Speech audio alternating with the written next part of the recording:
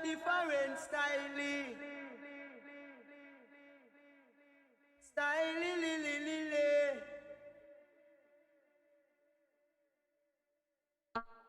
Le.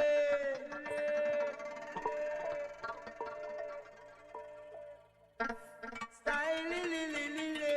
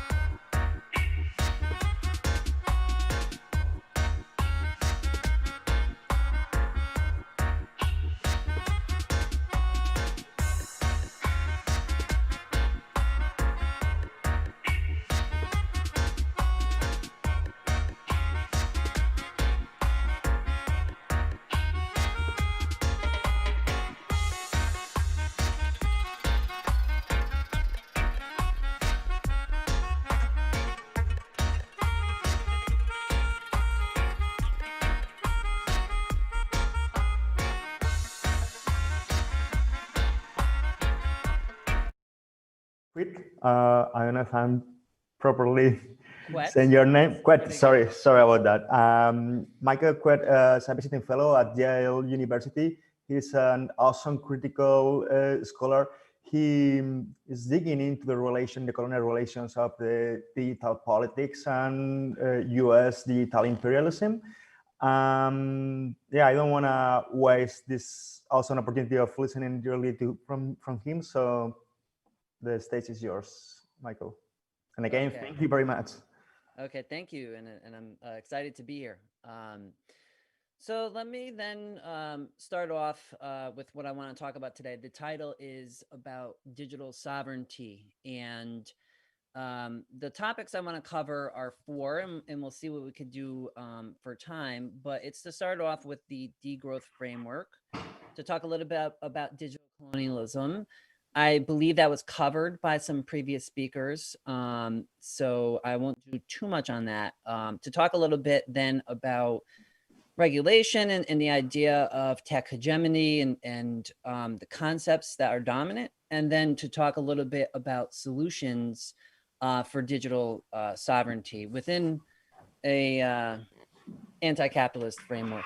All right, so before I get into the content, I just want to, kind of give a little background about how I wound up in this, and because it tells part of the story. So I grew up in the United States, and I was in sociology. I started off in anti-war politics, and I eventually did a women's studies master's, and I wanted to do a PhD.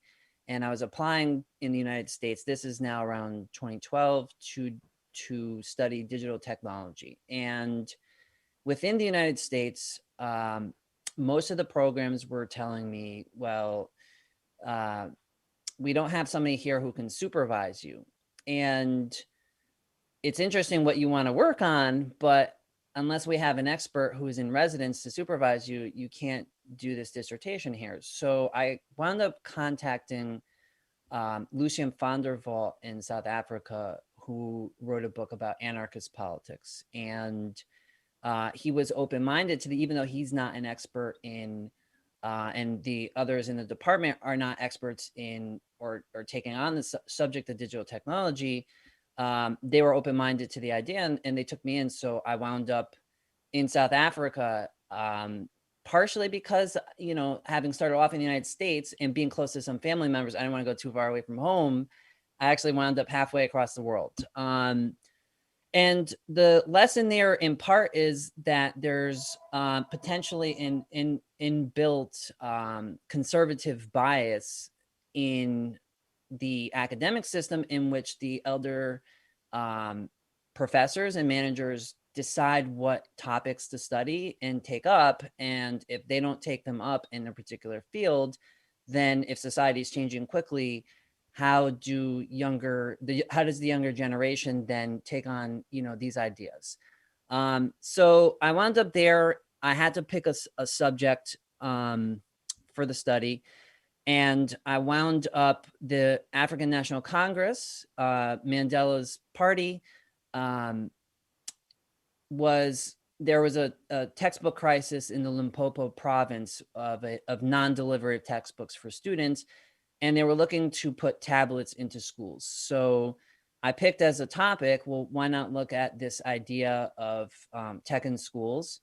And from there, I started to learn about who's going to be the ones behind this, right? And at that point, it was Microsoft is actually dominant before Google, and that's in part because, say, Google Chrome and a lot of Google services are run off the web, and there's not good internet connectivity in a lot of the country. So, but it was Microsoft, it was Google, it was Pearson.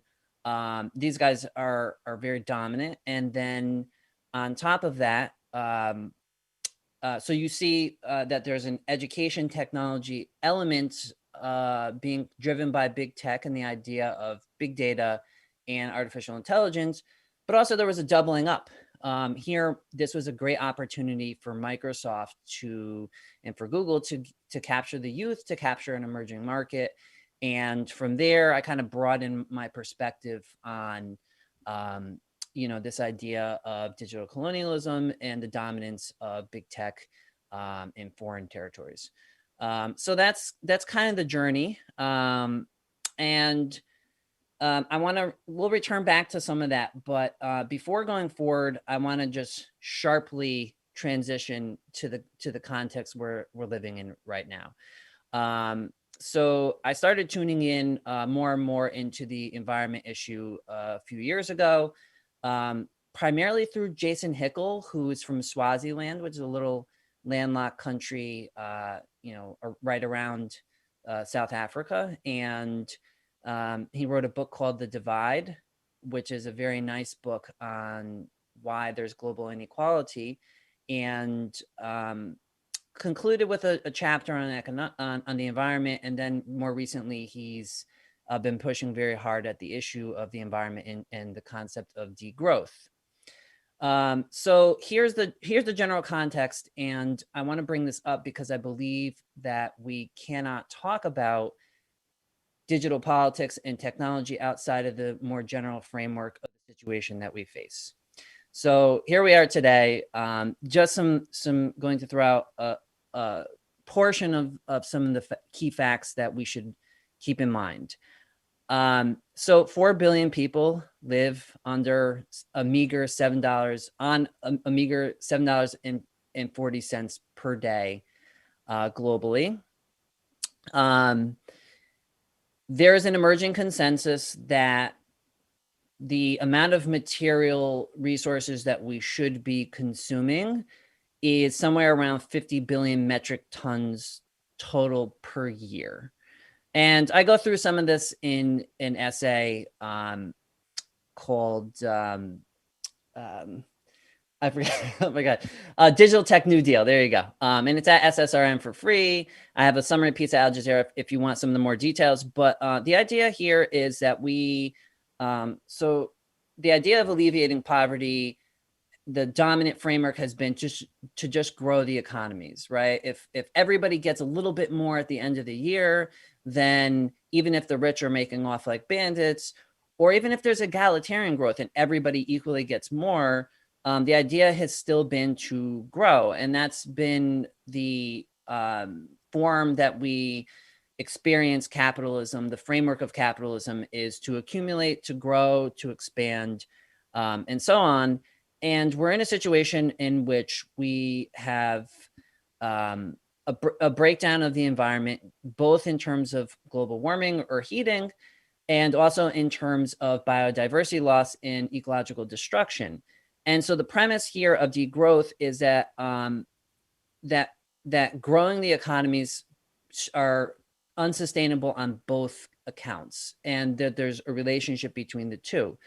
The first account is that we're overheating the environment, and as we're trying to transition to clean green energy, if we're not there yet, so we are not in a situation in which there are solar panels everywhere and wind turbines everywhere. And so as we add more stuff to the pile to produce through the process of growth, as we're trying to draw down the emissions from carbon from dirty energies, we're also piling on more things to produce during that transition. And the idea is we can't decouple the greenhouse emissions fast enough from the green energy in order to stay away from the 1.5 degrees Celsius target that is believed to prevent tipping points and environmental disaster.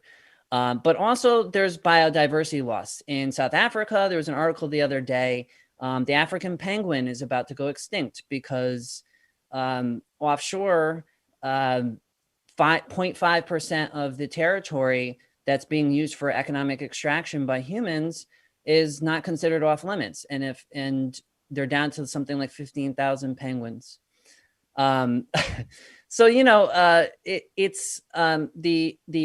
we cannot keep growing infinitely. And so the idea is that we're actually over the limit. So we're at about 100 billion tons of extraction per year aggregately across the world. Now, if we're going to look in a per person use, the rich countries, it's about 26 tons per person per year. These are United Nations 2019 Sustainable Development Goal 12 numbers, so from that webpage. So 26 metric tons per person per year. Low-income countries are about 2 tons per person per year.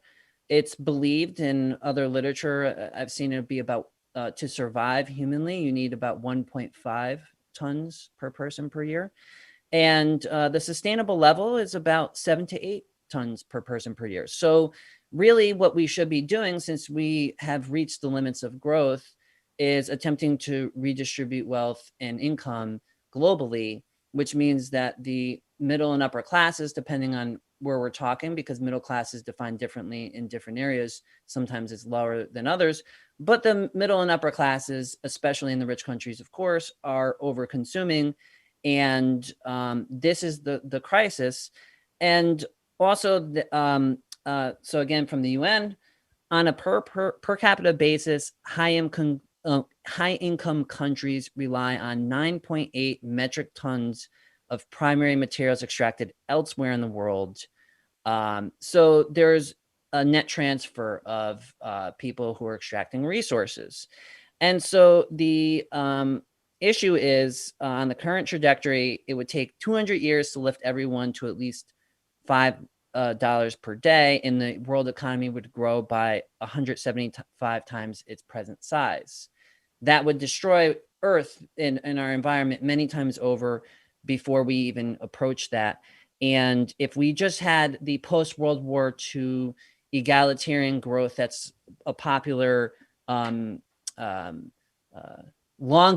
or romanticized past in the US these days, we would still destroy the environment. So the issue we have here is to try to redistribute wealth and go into a steady state economy that is fair and just for everybody. So when we're thinking about digital technology, we can't really get outside of that framework. Now, to look at the issue of, say, digital colonialism, I don't want to say too much here because I believe it's been covered in this conference, but the premise is that under classic colonialism, you have an expansion of merchants, you have an expansion of the European powers who venture out into the world. They create forts along the western coast of Africa. They build seaports, railroads, etc., and they penetrate into the economies of people throughout the world. And they do this through a process of military domination, economic domination, And a large part of that was the infrastructure. So if you look at the design of railroads, there's a good study, for example, on the railroads in Kenya, and they show that they bypass the local villages. If you look from an aerial viewpoint, once they were able to penetrate inside the country, they built the railroads to link up areas where they're putting people to work on the farms to produce cash crops.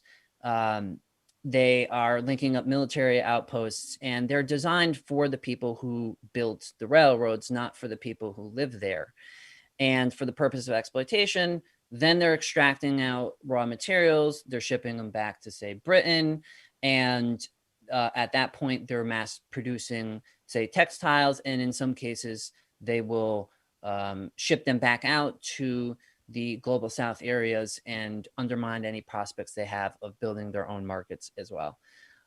So if we're to look at the digital era, it's a very similar process. Now you have transoceanic cables, you have cloud server farms being built throughout the South. You have a design of the digital economy and the services and platforms so that they are designed in a way that reflect the interests of those who own and control and do the designing of the systems. And basically, they own all the stuff. So if you were to start going through the industry verticals, if you were to look at the processors in your computer, the operating systems on the desktop and laptop, the operating system that's in your smartphone, anything, office suites, entertainment with Netflix and Spotify, and so on, transportation with Uber, Lyft, Estonian-based Bolt. If you start looking at most of the core stuff, this is the cloud server farms with, say, Amazon and Microsoft, the top two. If you look at all the stuff that basically an individual as a consumer or even a business needs to use to be using computers, the Americans are always getting a cut. Now, of course, the Chinese are in a kind of distant second place, and there's some variation. It's not just the United States, but if you start looking through this, the United States is overwhelmingly dominant. So if you want to talk to your friends, email, social networking, anything you want to do, you want to turn your computer on, basically these mega corporations, primarily located in the United States, are taking a cut of all this. And then you can be a small business and you can build a little, you can build tech into your business, or you can build your own little tech startup, but you're taking your industry, or I'm sorry, your business is operating in the context of operating on top of those who dominate the core stuff. And so it's an extractivist form of domination. It's an evolution of the colonial disaster that started over the last 400 or 500 years. So one of the things that should stick out at people is that if you're looking at the conversation, especially in the United States, about digital technology, especially if you're looking at regulation and antitrust, you wouldn't really get the sense that this is a global phenomenon. It's different, of course, for Europeans and for everybody else in the world. But in the United States, there's not really much talk about this. And I've been at the Information Society Project at Yale University for now 4 years formally. And there really just isn't much conversation about it. And that's a political choice. And it's the same thing if we're looking right now at antitrust and we're looking at Congress regulating big tech. It's the same kind of thing. When they're talking about the harms of big tech, they're talking about harms for Americans. The issue with that is the dominance of the big tech corporations outside of US borders is part of what makes them so big. right? So if we're going to look at, say, some of these companies having a market cap exceeding $1 trillion, some of them are more than half of that of their revenues are coming from outside of the United States. So where does all that money come from, right? And not only that, but even when they're penetrating into a small market, say a place like South Africa or comparable countries, it may be a small part of, say, Facebook or Google or Apple's revenue, but they're dominating, say, 80+% of their advertising revenue. Google, Facebook, duopoly, for example. So if for those countries are experiencing it as something which is an overwhelming force. The issue then comes into in our current moment, questions about what to do about the power of big tech. And one of the things that a resistance movement that occurred as big tech became something that spread, let's say, from a mainframe era into the day-to-day lives of people, was the free software movement. And the free software movement was really, in essence, kind of as a movement, I guess you can say, because there was sharing of technology before the mid-'80s, but Richard Stallman was the kind of central figure to launch the free software movement. And that was a day in which the internet was still something that universities used, and it wasn't a consumer product. And the software that you got would be something that you got from a floppy disk or a CD, and you brought home and you installed in your computer. And so the control over the user experience was really at that time based on single pieces of software that you used inside your computer, that you loaded into your computer. So the context is a little different, but the idea here was that with free software, anybody is free to use the program, anybody is free to modify the program, and then you can share exact copies or modify copies, and you were given access to the source code. And in the strongest form of free software license, a license here should be thought of as the power that you get to do something with this software, was copyleft, which basically said that the terms of this license are such that the same freedoms must be granted perpetually for anybody who receives a copy of this software. That was taken up in the global South. So while we can look back at the free software movement, we could say maybe they didn't pay enough attention to the social and political dimension of the situation, and they focused more on rights of the users. It wasn't seen that way universally as well. So South Africa, I review in my dissertation, had a huge policy drive towards adopting a free and open source software policy preference, and that was aimed at Microsoft. And the impetus for them was to stop the monopoly power of the Microsoft juggernaut. So now we're talking the early 2000s. And then everything changed as the internet spread everywhere. Big data, AI came along, the growth of platforms and so on. And free software evolved with that, but it was basically written out of the conversation. How is it written out of the conversation? Snowden came along in 2013. That awakened a lot of people to the importance of big tech. So again, if you go back to where I was saying with my dissertation, I have people saying to me, why, Mike, are you going to study technology in sociology? Does that even make sense? If we were to travel back to 2010, believe it or not, a lot of intellectuals did not think very much about technology at all. And so Snowden's shocked everybody into paying more attention. And then slowly that conversation transitioned over towards the big tech corporations and getting critical about them. And it's not to say that there was no attention at all before, but I'm saying as a popular thing for intellectuals to be focusing on.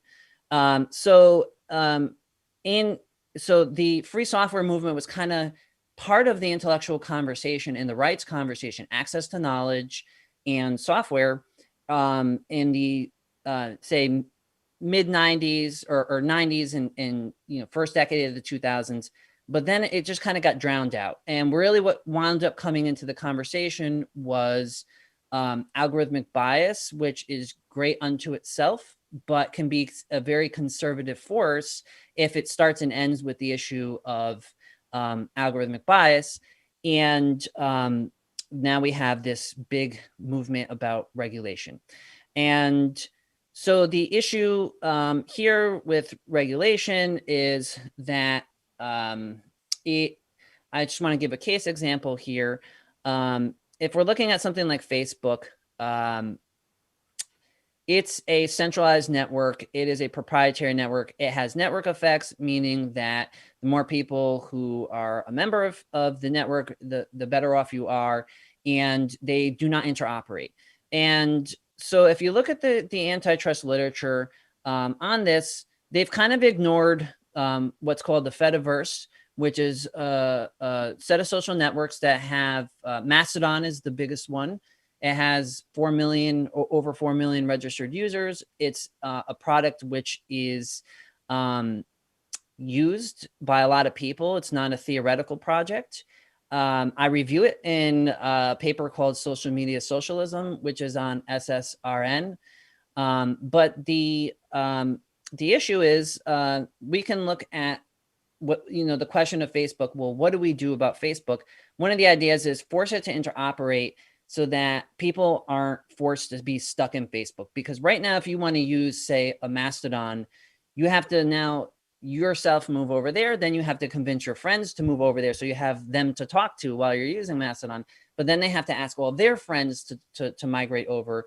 And so the non-interoperability, the fact that I cannot talk to somebody else without leaving and logging in separately in Facebook winds up having this consolidation effect where it's impossible to get people to sign up for more than 1 or 2 or 3 social networks, right? Or 4. It's never going to be a lot. So so we can break Facebook up into WhatsApp, Instagram, Facebook.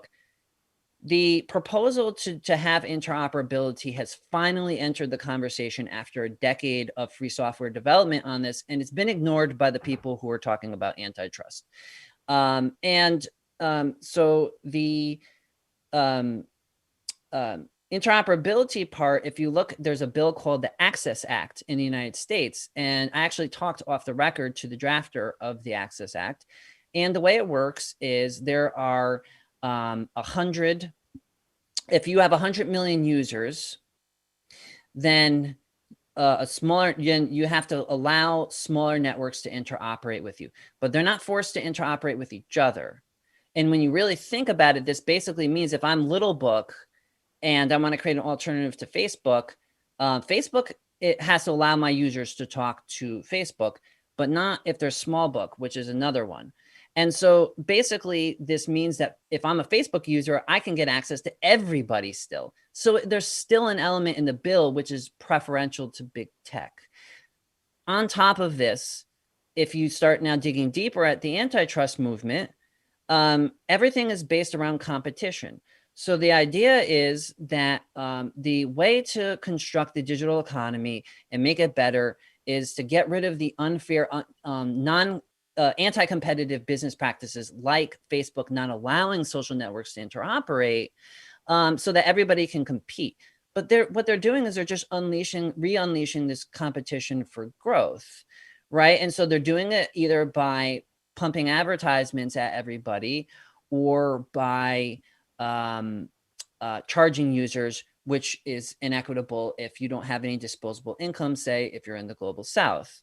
On top of that, if there's going to be competition among businesses, there is the problem that competition doesn't do very much if you're living in a country like, say, South Africa, where 80% of 4th graders can't read for meaning in any language at all.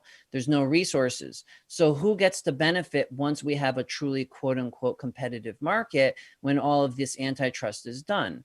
It's the rich countries who are, don't want a Jupiter-sized planet killing them, but want to create their own Saturn-sized planets that are going to go and grow and compete to pump ads to people and or to charge users when users don't have any ability to pay. Now, if you look at a situation like the Fediverse, and I'm gonna wrap up here. I got about what, 5 minutes? Okay. If you look at the Fediverse is based on free software. They don't serve any advertisements to the users. They decentralize the ownership of the servers, and they construct it in a way that basically socializes the ownership of the networks. Anybody can start up their own little Fediverse social network, and that makes it harder for anybody to impose, say, ads on people, because why would you join the one that's imposing ads on you when you can join the one that's not doing it? And in addition to that, there are options to further decentralize the hosting of the information and to encrypt it and so on. And you can go through that in my paper on social media, or on a little short article I have in Al Jazeera, because I'm going to run out of time here to really unpack that. But I just want to get at this this issue of with the time we have left here, of kind of what to do about this issue. So instead of talking about the idea of socializing the tech ecosystem, which would relinquish the intellectual property. So who owns and controls the software? Who owns and controls the data centers? Who owns and controls the hosting of the information and the networks on which we operate? Yes, we do need some regulation, no doubt. But if it's a regulation that's geared towards competition and market competition, it's going to reproduce the same kind of outcomes, and it's at best it's just going to make it a little bit nicer. Now, if you look at there's a Green New Deal, but there's also a Red Deal, and the principles of the Red Deal are fourfold. What creates a crisis cannot stop it. So here we can't have more digital capitalism and really stop this process from occurring. 2, there needs to be change from below and to the left. 3, politicians can't do what mass movements do. And 4, from theory to action. So there's this antitrust movement is a movement from above. It's by policymakers and elite intellectuals in the elite university system, primarily, right? And politicians can't do what mass movements can do. There's no platform here for mass movements of how to reconstruct the tech ecosystem. Now, to put this into the framework again of degrowth, it doesn't, if all these tech companies are going to try to do is just grow the economy and accumulate wealth and lock up knowledge and the means of production, then we're going to wind up right back in the same spot. So the only real way to break free of this is to come up with a different platform that can appeal to the masses, that can then put pressure on these corporations to stop doing their most atrocious things, but also to transform the way we produce technology. And here, I just want to note that the private ownership of technology will always benefit the rich countries. When you have 80% of your population that can't read for meaning, they can't be intellectual producers and compete with the rich countries at all. It's never going to happen in my lifetime or in many lifetimes from here. And so they benefit from free and open source knowledge and the transfer of technology freely. And so in order to have something like that, we would need to change the way we fund the tech ecosystem, which would mean that we have to put heavy pressure on our governments to begin to draw down, hyper tax the rich, and draw down their resources and use it to produce other means of producing the things that we want. And so just 2 elements here, if we're looking at something like copyrighted knowledge, right? Books, music, movies, all that kind of stuff. If 4 billion people have basically no disposable income. They're being starved of the ability to get access to those resources. We could make that all free, but we still have to find a way to pay the artists to produce that. And we can do that. We can do that by, for example, creating vouchers that are, and then organize artists into decentralized artist associations. And then people can take their vouchers from tax money and decide where to put that money. So it's not the state who's deciding what art gets funded, right? And then they can have autonomy the way university has autonomy. We can also do this for the technologies that we have. But if we're going to start looking at that, like at things like getting rid of patents, getting rid of software copyright, we have to have alternatives in place to produce this kind of technology. And so this is, I think, one thing that we have to start looking into. And in terms of creating concrete plans, other things we can do is start replacing the big tech out of schools, right? Educating people about alternatives. I have a guide that I put out in South Africa called People's Tech for People's Power. It goes through, it's designed for securing privacy. It goes through a wide range of everything that we use, from our chat apps to the video conferencing software that we use, everything that we use. And there are, in many cases, or in most cases, free software options that are there. So we can start putting that stuff into schools, especially in the Global South, where a lot of people will get access to technology for the first time as a subsidy from schools, because a lot of families can't afford to buy a little laptop or a little tablet. So the Global South countries can subsidize free software to their populations. They can start taking seriously and putting free and open source software policy preferences into place in the public sector, so that they're basically now subsidizing the free and open source technology development. They can pour funds into developing free and open source software technology. So I just want to close out then in saying two things here. I tried to throw as much as I could in this small space out there, but there are concrete solutions that we can work on and build upon right now, but we have to put also the issue of the environment and the degrowth context into place, and start thinking about digital capitalism in that context, not separate from it. And so if we're looking at something like, a green data center, even if that data center wasn't drawing down energy, even if that data center was made out of, we didn't have to use materials to build the data center itself. If Google employees, if Microsoft employees are still getting $250,000 a year salary as their median salary, and then they're taking that $250,000 and they're using it to buy material goods that are being produced in an unequal division of labor by the Global South, because they own the knowledge and the property and the high-tech economy and as private property, and the South can't compete on that. So they're forced to do things like create cash crops and dig in the dirt for minerals. Then we're going to keep perpetuating this crisis. So we have to also be mindful of integrating the analysis into the current context. And I hope that was as good as I can do in 35 minutes. That was great. Thank you very much. I have so many questions for you, but we have very little time, so I'm gonna focus with the most specific one. You mentioned the question of interoperability. That raises another problem, data ownership. Okay, who owns the data? So I was wondering your thoughts on data commons, data ownership, data dividend. What is the alternative to the model we have, right? So I'm with Stallman on this. He's been saying for almost a decade, any system that we build has to be collect as little data as possible.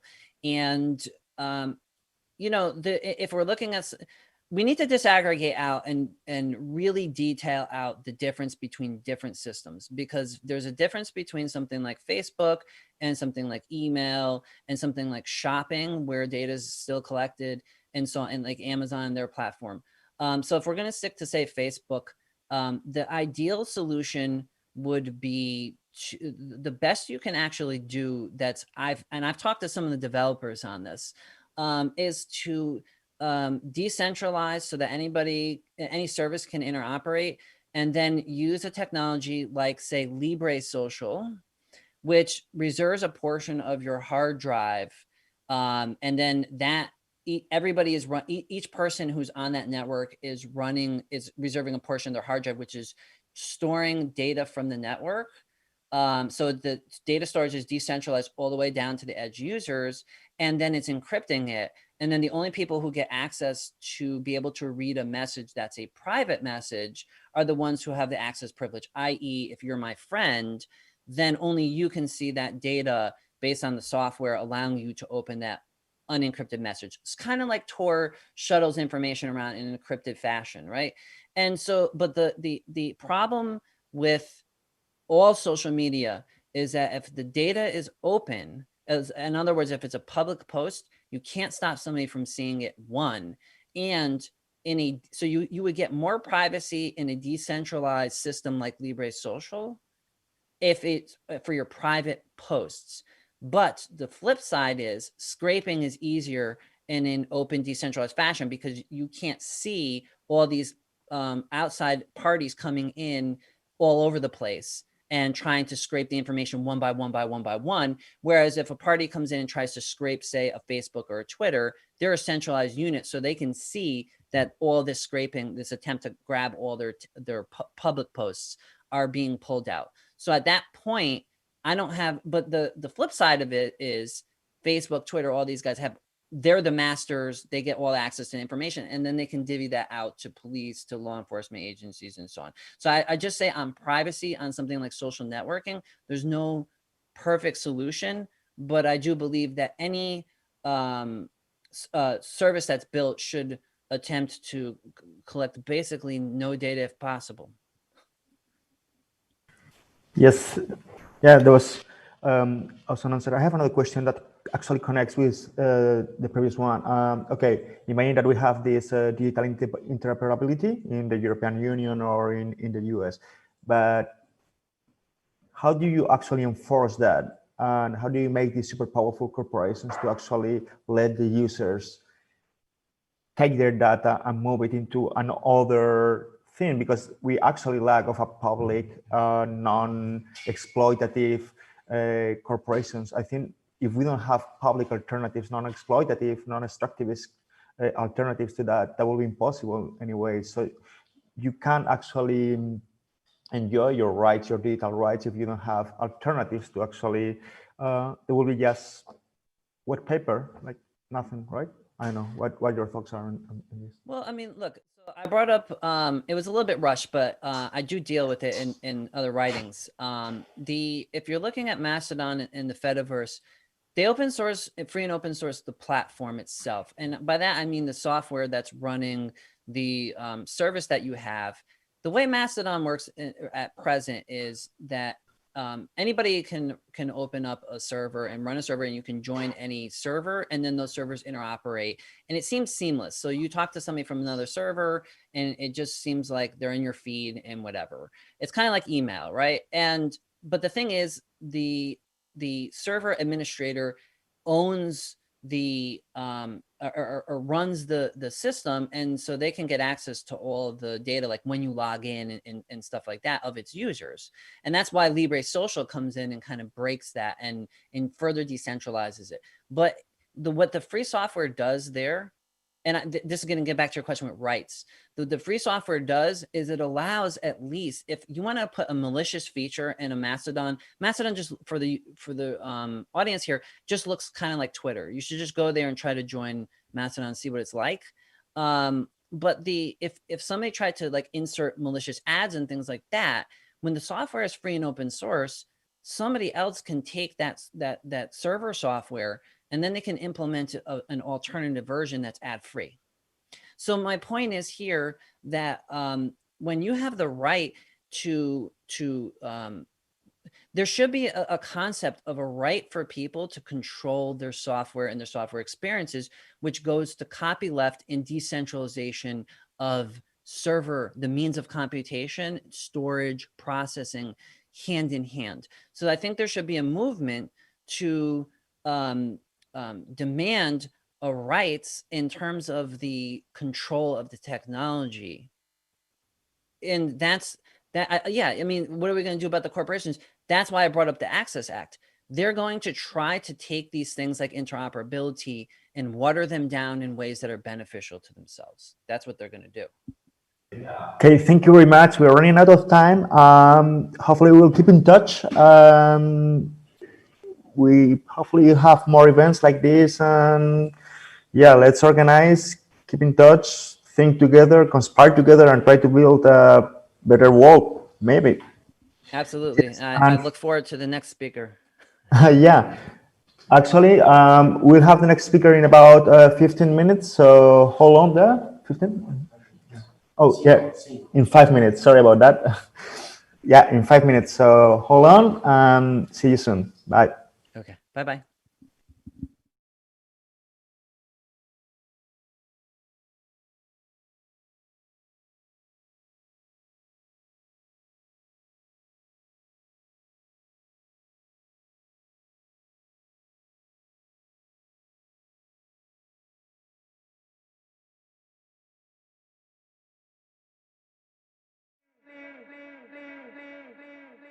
Style li li li li.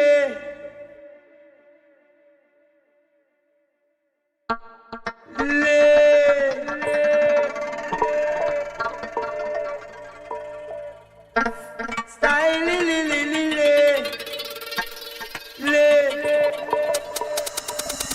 Style li li li li.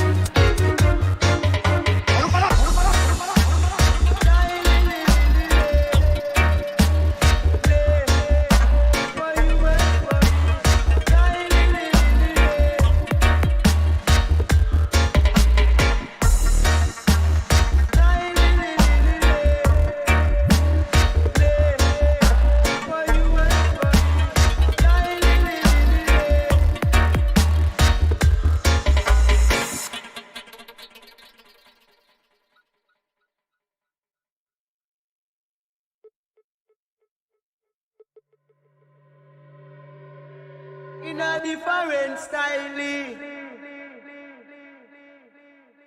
Style,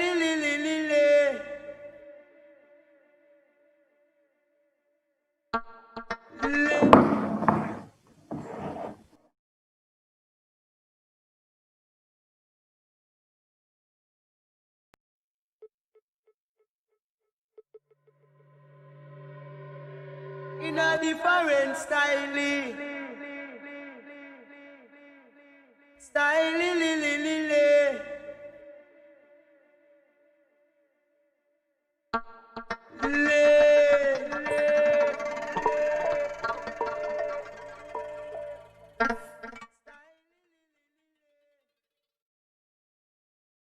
So now we are with Yu Hong.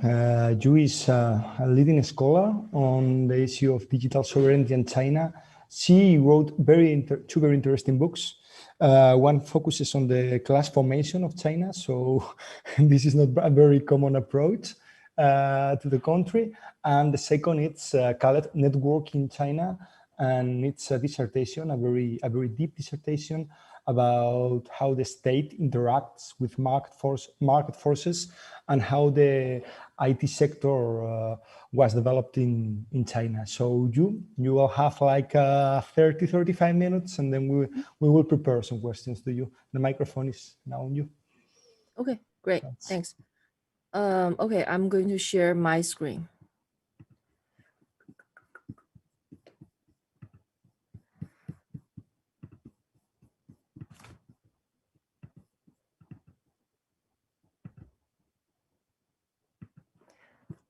Can you see my slide? Yeah, it's perfect. Okay. So I'm going to talk to you about digital China through the prism of through the perspective of the geopolitics of internet. So the first part will be about conceptualizing what is internet, and especially what is post-American internet.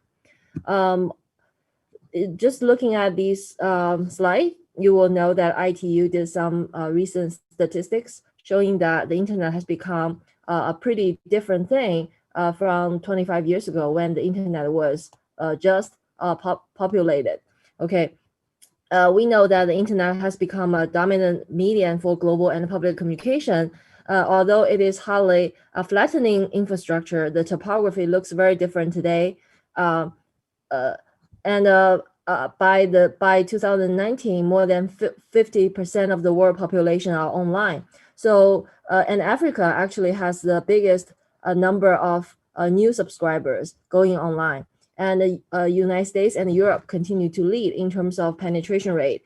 And of course, Eastern Asia now makes up the biggest proportion of internet users. So given this, I would suggest that the global internet is entering a post-American era.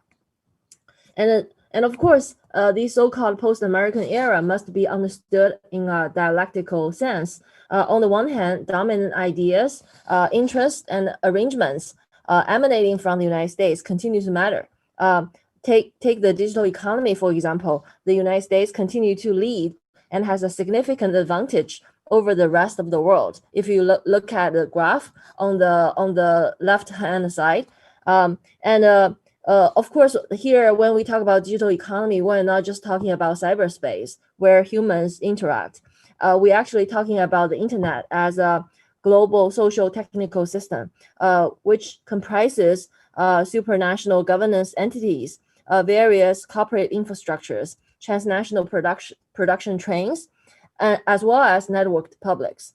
So if we conceptualize internet as such a big social kind of information assemblage, social technical assemblage, then we will understand that the United States continue to have great advantage in terms of organizing, programming, and mobilizing transnational capacities. But on the other hand, the so-called the rise of the rest has put in motion political economies, shaping and being shaped by the global internet.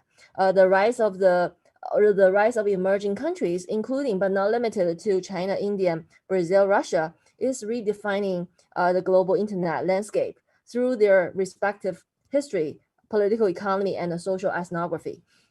So we are really witnessing what Dan Schiller has called a multilateral direction of global digital capitalism. And I think it is especially interesting when EU is putting forward these data protection decree in order to kind of rein in Silicon Valley originated tech giants. And so I think EU is making some interesting kind of sovereignty-oriented gestures towards global digital capitalism. And India, likewise, even though for a long time has been a close eye line with the United States, but India has been thinking about data localization policies. So underneath digital capitalism, global digital capitalism as a whole, as a global trend, we see growing fracturing underneath the general global trends. Okay, so basically what I want to argue is that to some extent the post-American notion indicates the growing willingness to imagine alternative futures.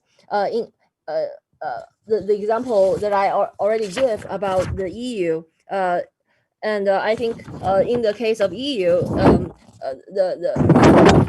the political entity is proposing a rights-based cyber sovereignty, but at the same time with a very strong strategic purpose. Likewise, China is indicating imagining alternative futures as well. So I think even Chinese elites are now looking beyond the current world system to craft a post-American world order. Okay, so and what is interesting is that the United States and China have been engaged in an ongoing dispute over Huawei. And so there is a question about why Huawei, why China suddenly under the scrutiny, why China is suddenly under in the spotlight. Okay, so what I want to argue is that Huawei basically tells us that globalization that has been going on in the past 40 years actually is a particular form of geopolitics. So globalization does not negate geopolitics. Actually, geopolitics always define and underline globalization. In the experience of China, we know that during the market reform and opening up, transnational companies from developed countries have invested heavily in China. But at the same time, they managed the technological transfer so as to maintain their competitive advantage, so as to command the transnational value chain and to preserve their competitive advantage. And at the same time, when Huawei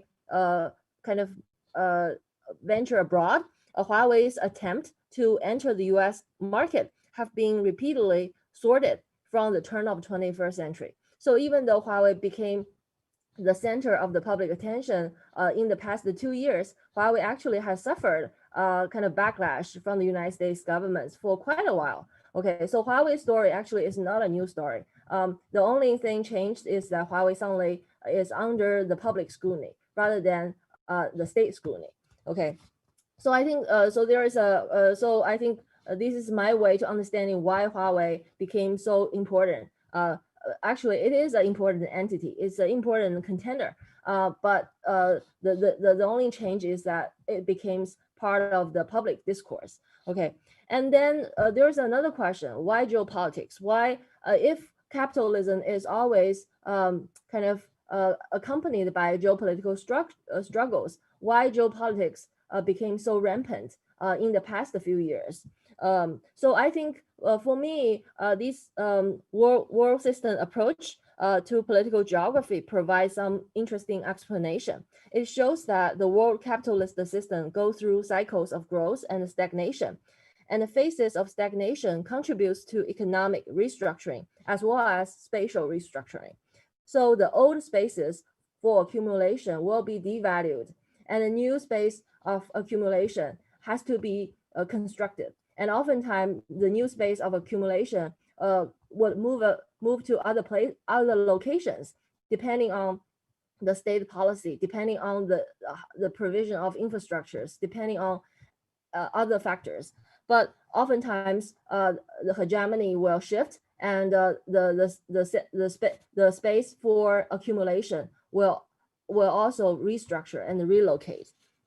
So so what we see is that during the period of stagnation, which is a period where we are in, political struggles within and between countries will heat up in order to capture the most strategic processes, the most strategic accumulation processes within their borders. Okay, so now we see U.S. and China and other global kind of regions are competing for compete to command the most valuable kind of accumulation processes within their borders. So that's why I think that's why the geopolitics becomes so rampant and becomes so kind of visible and salient. Okay, and the last question I want to kind of ask is why internet moves to the center of geopolitics. I think these days the internet not only represent a new economic opportunity, not only represent a new growth pole, but also constitute power. Okay, because internet has moved to a different phase. It is no longer in the web 1.0 era. We are in a web 2.5 era maybe. So we are entering a post-internet era. So what constitute internet is no longer just news portals or search engines. We are actually witnessing the proliferation of AI technologies, of big data, of sensors, of the Internet of Things, of the Internet bodies. So therefore, I think the Internet has become a much stronger tool and a system, an ecosystem for integrating information as well as human beings. So our subjectivity can be kind of deeply influenced by what is circulating inside of the internet. So therefore, whoever controls the global internet will have a strong position in terms of power and in terms of command and in terms of control. Okay, so in that sense, internet has become a strategic infrastructure for anyone who wants to have power. So the internet is part of this geopolitical structure, not only because it has economic value, but also because it constitutes a very important dimension of political power, and a geopolitical power. So with all these questions, that I'm trying to answer. So I think we are moving towards a post-American era of the global internet, and therefore it's a question to ask what kind of future we are going to have as humankind. And of course, China is a big variable. It is a big player moving forward. So therefore, I think it's very important to study digital China, not only to understanding China's visions, strategies, and approaches, but also to use China as a method to understand where the world is heading to. Okay, so I think so basically, China needs to become a very important kind of field for global studies. Okay, so given how important China is and continues to be, I'm going to focus more on the Chinese situation in the next section. So here I'm sharing some old but still relevant stories. So we need to revisit some recent history, and we will start with a global economic crisis that broke out 10 years ago. And we know that global economic crisis, which has been more than 10 years ago, really was a public lesson. It was a public lesson for everyone, and it reveals a long-standing global structural imbalances. And at that time, China basically was labeled as a war factory, right? The country had a high level of saving, a low level of value added, and a low level of residential income. So in the aftermath of the crisis, the Chinese state realized that the old model has run its course, and therefore ruling elites, the state, and the public needs to think about a new developmental model. And so basically, the state showed a lot of determination to shift the gear, to shift the path. Okay, so since then it has showed ample determination to move to an innovation-driven and a consumption-based growth model. And in this process, what is interesting is that communications across the entire range, from telecommunications to broadband internet, and from mobile communications to digital media, has occupied a central position. The state took a slew of actions around communications to create new investment outlets, to stimulate information consumption, and to bring about innovation. All these discrete initiatives coalesced into a grand strategy of what I call networking China. Okay, so all these activities was not new by that time. Actually, these activities had been going on for maybe a decade or 2 decades. But what is new is that by the time of 2008, they coalesced into a bigger program. And the state seems to realize that communication needs to move to the center of national policy, move to the center of international relations. So basically, communication kind of broke out of a specialized professional arena into a more generalized arena. Okay, so my research for networking China revealed two important historical lessons. The first historical lesson is about varied extent to which states and societies exercise their independent interpretations, even at the peak of neoliberal globalization. And we often forgot that when we talk about the past 40 years. Also, we tend to describe the general situation as neoliberal globalization, as neoliberalism, as kind of neoliberalism has been the defining feature for the bygone era. But we tend to forget that even in the depths of neoliberal globalization, non-Western societies and the states actually kept up their ability for independent interpretation, which depends on their history, depends on their capacity, and depends on their values.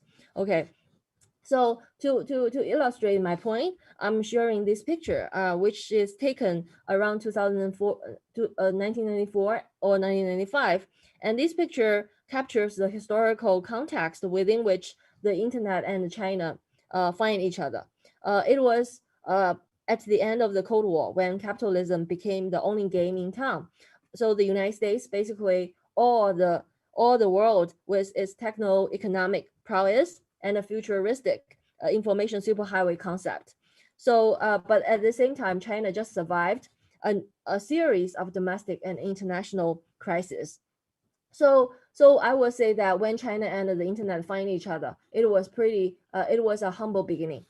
But 1994 was only a beginning of China's engagement with global capitalism. And if we look further back, we will realize that China's story is not that simple. China is not just following Western steps. China is not just converging into the global system. China actually has been a long time contender in the global system, especially if you take China's revolutionary history into account. You will realize that achieving kind of national sovereignty is always has occupied the Chinese history, Chinese national history. Achieving national sovereignty is the defining feature, the defining theme for the 20th century Chinese history. So basically, since the late 19th century, when Western invaded China and turned China into a semi-colonial, semi-imperial state, what China has been doing, including its elite, including its publics, has been trying to adjusting to the new Eurocentric capitalist system. So this kind of adjustment and struggle has been going on for more than 100 years. And so we need to understand China's behaviors and the motivations in that context. So during Mao's era, which is the first 30 years of the People's Republic of China, the states exercised the socialist sovereignty to build third front project. The so-called third front project is to ramp up heavy and defense industries in interior provinces. So basically, in order to kind of prepare for a third world war, okay, so the Chinese leadership basically relocate heavy industries from coastal areas to interior provinces. So therefore, as a result, on the map, we see that interior provinces, which tends to be regarded as backwater regions, actually have very strong kind of capacity in terms of microelectronics manufacturing and research, as well as research activities. So what is interesting is that all these third front enterprises and institutions went through bankruptcy, downsizing, and restructuring after Mao's era. After Mao's era came to an end. And but still, these enterprises and institutions provide a very important kind of talent pool for the future, for future generations. So we know that after Mao's era, China started opening up, and microelectronics industry concentrated along the coastal lines, and then many of those enterprises actually drew talents from those bankrupted kind of third front enterprises. Okay, so in other words, Mao's era laid a very important foundation for China's success during the market reform. Okay, even Huawei's CEO Ren Zhengfei actually had some kind of ties with third front enterprise when he was very young. Okay, so this is what happened during Mao's era, and even during China's later market reform, the state continues to exercise a bundle of strategies, both open or tacit, to harness globalization, and this bundle includes many different measures, which includes protecting domestic market, selectively protecting domestic market, and supporting homegrown standards, as well as hosting transnational capacities.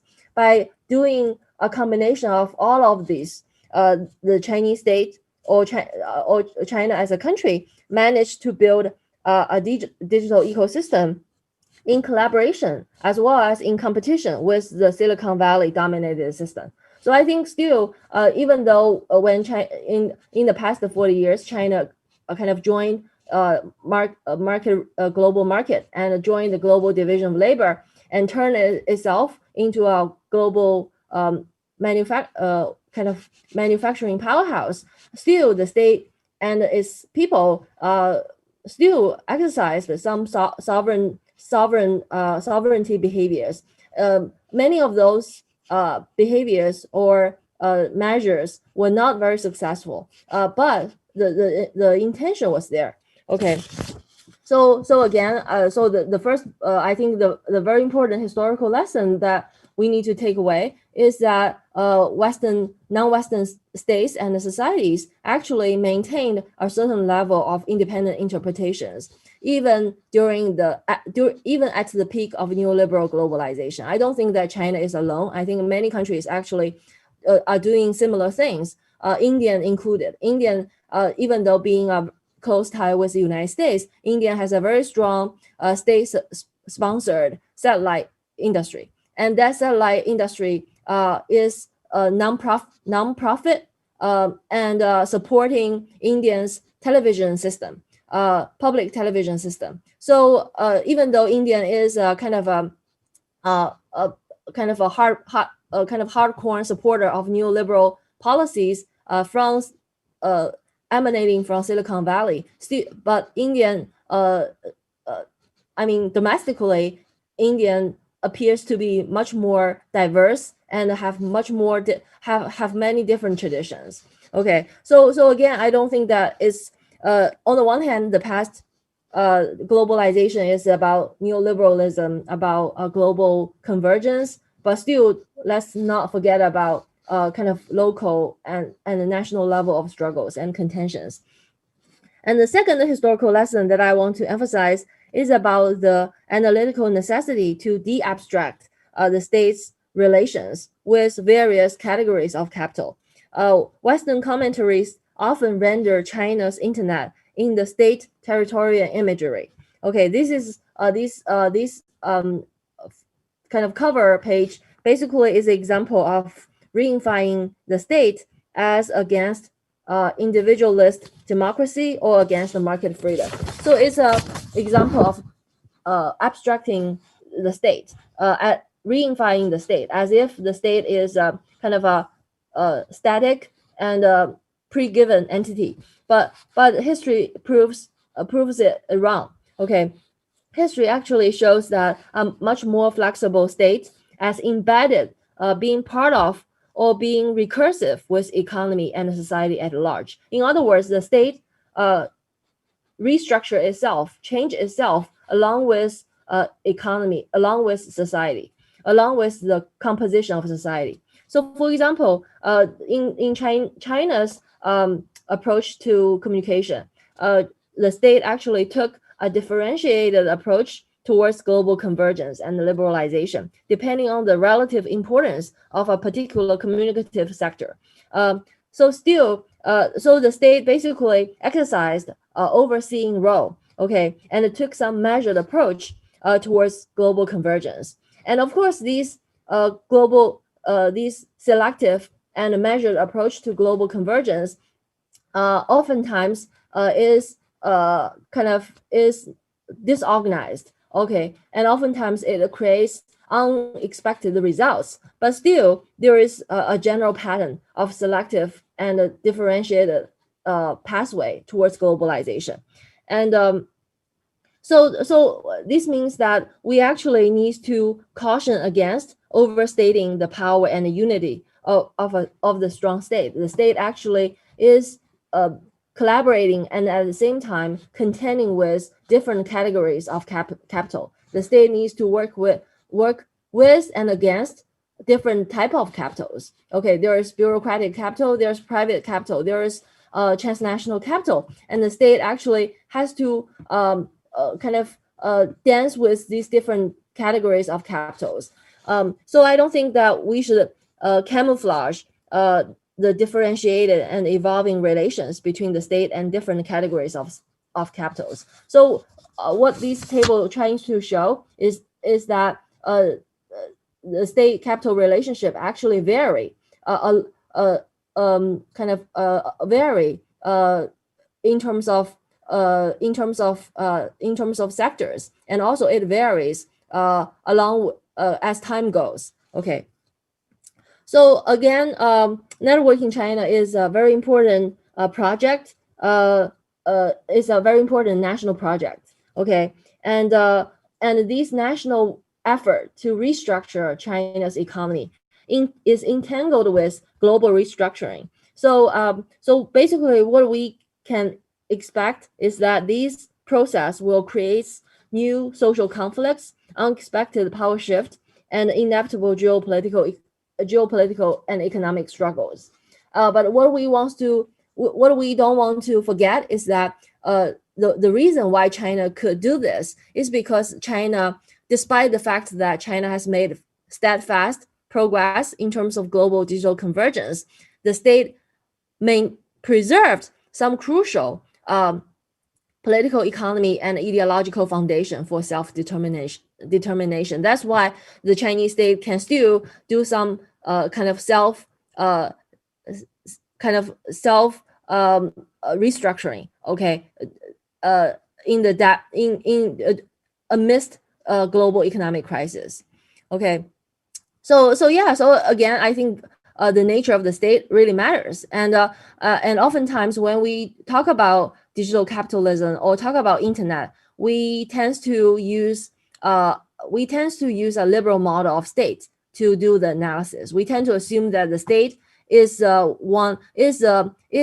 political authority which tries to kind of suppress individual freedom or suppress market freedom. So there is a reified liberal model of state. But actually, if you look further, you will find alternative theoretical resources which provide different way of conceptualizing the state.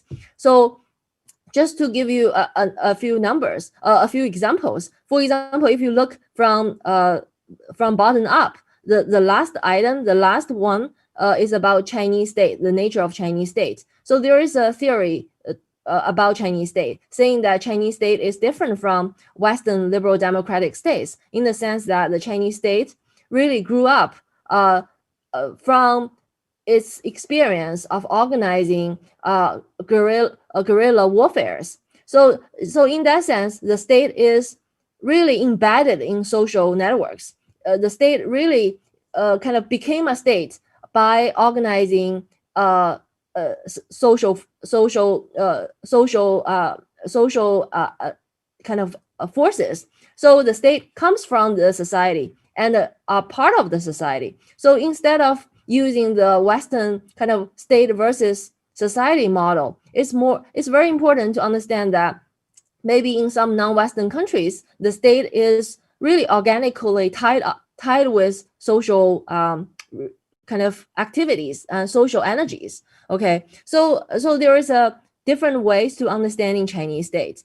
And also, if you look at the geopolitical economy kind of literature, we know that contention and contestation really matters even in an era of global integration. So non-Western states continues to be contender states, and contender states animate capitalist dynamics by not only by participating in the global division of labor, but also by kind of contesting the capitalist logic, by contesting the capitalist world order. Okay, so we don't want to forget that there are still contenders. Okay, the capitalist development is a combined and at the same time uneven model of development. So on the one hand, maybe we understood the unevenness well, but we tend to forget that it is also a combined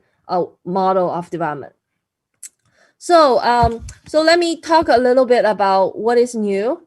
So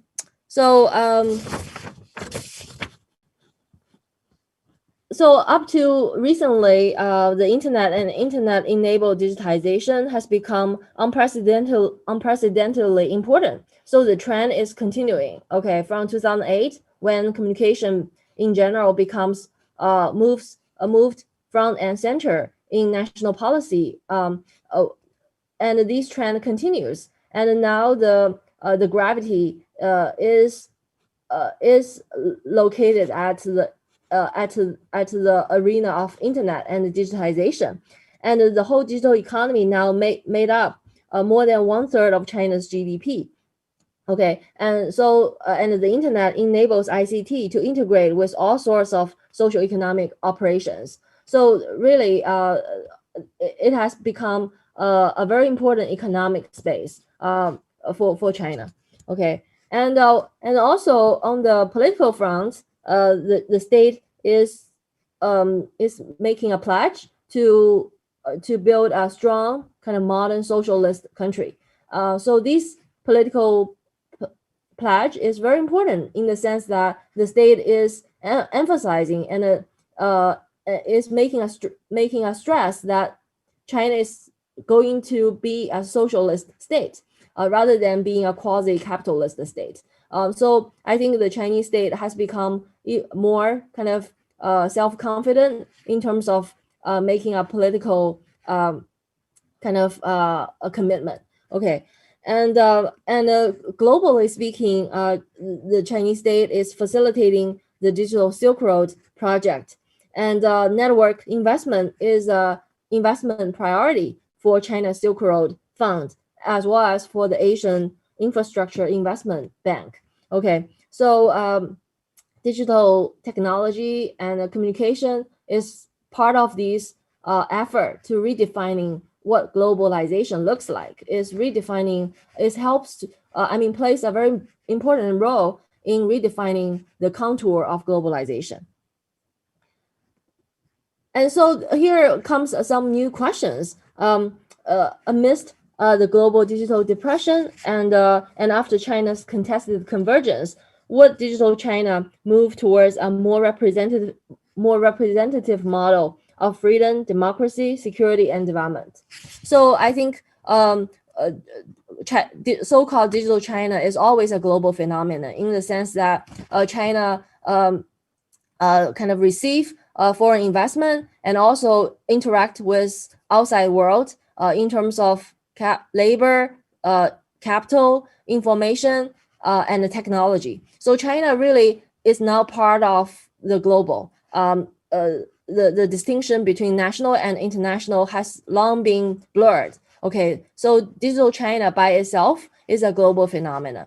And what is even more important is that digital China has gained momentum. So the question needs to be reframed rather than asking to what extent digital technology will change China. These days it's more important to ask how would digital China, a global digital China, will impact relations, resources, and the protocols embodied by the internet inside and outside of the country. And also, given how important, how big China as a in terms of the scale and the size, we also need to ask to what extent China can contribute to a better kind of future for humankind. Okay, so China needs to make more kind of global public service, okay, for the world community. So it's no longer just for national interest. Its purpose should be kind of oriented towards building a better future for mankind. So there have been kind of new questions being posed by new developments. So myself and my collaborators has been trying to answer these questions through a few small projects. So for example, we looked at cyber sovereignty as a keyword, trying to understand what does it mean from the point of view of Chinese state by evoking such a notion of cyber sovereignty. Does it mean that China wants to balkanize kind of the internet? Okay, does it mean that China wants to tear apart the global internet?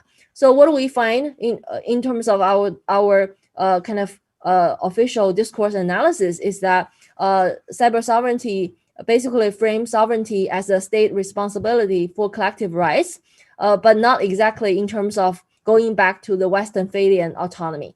Okay, so how the state define sovereignty really, to some extent, kind of faithfully reflect the situation in the sense that the state is no longer the solo authority in the sphere of cyberspace. So the state needs to work with multi-stakeholders. So it's impossible to go back to the Westphalian autonomy. So this notion of cyber sovereignty is also find its practices. Okay, in terms of practices, the state wants to basically build a state-led multilateral, multi-stakeholder model. Okay, and another project we did is to look at platform governance, and we want to understand why China managed to build a kind of prosperous cyberspace, but at the same time is well known for its control over cyberspace. So we want to kind of address that conundrum. So why Chinese cyberspace appears to be so kind of dynamic, energetic, but at the same time we know the state could play a hardball against certain activities online. So we want to answer that question. So what we did is to do a social legal social legal history. We want to understand the most important law that support internet development in China. So what we find is this principle called platform immunity, and we traced where platform immunity comes from. And basically, it's a Western principle transplanted to China after China joined WTO. And of course, this principle went through certain degree of localization, and it was being accepted by the legal communities, by the pro-business communities. And this principle basically functions as a discursive common carrier, integrating kind of competing interest, premises, and ideas that converges to the platforms. Okay, so basically allowing these competing values to coexist with each other without solving those conflicts. Okay, so this is one way for us to understand how Chinese internet actually is part of the global internet, and we also trying to answer why Chinese internet could be on the one hand controlled, but on the other hand being so active and energetic, and having so much bottom up kind of participations. And the third project we looked at is to look at China's foreign aid in Africa. So we had some interesting findings. What we find the most interesting finding is that Chinese companies like Huawei, ZTE used their own corporate investment to expand in Africa, and they tend to expand in the most profitable national market, like Egypt. Egypt is a key national market that Huawei and ZTE expanded. But in terms of the ICT aid Chinese state provided, they tend to go to countries with lower GDP per capita and kind of fewer population and higher oil rent. So in other words, the state foreign aid does not necessarily support Huawei and the ZTE's corporate ambition. Okay, so in the case of Africa, we find that the corporate interest and the state interest do not necessarily converge, do not necessarily overlap. Okay, so that's kind of the major part of my my talk, and in the end, I'm going to just say a few words about the future, to do some speculations looking forward. So what we speculate is that China is going to continue to face kind of worsening foreign relation environment, even with Biden elected as the American next president for the United States. I think Trump has made a legacy by changing the narrative about China. Okay, so recently we are my student and I are doing a discourse analysis, analyzing Trump administration's political kind of narratives. What we find interesting is that basically is kind of a geopolitical paradigm being kind of crafted by the Trump administration, and we think that this narrative will continue to influence the foreign policy community in the United States. So Trump is not necessarily that different from previous president in terms of policies. Oftentimes, Trump has kind of inherited and continued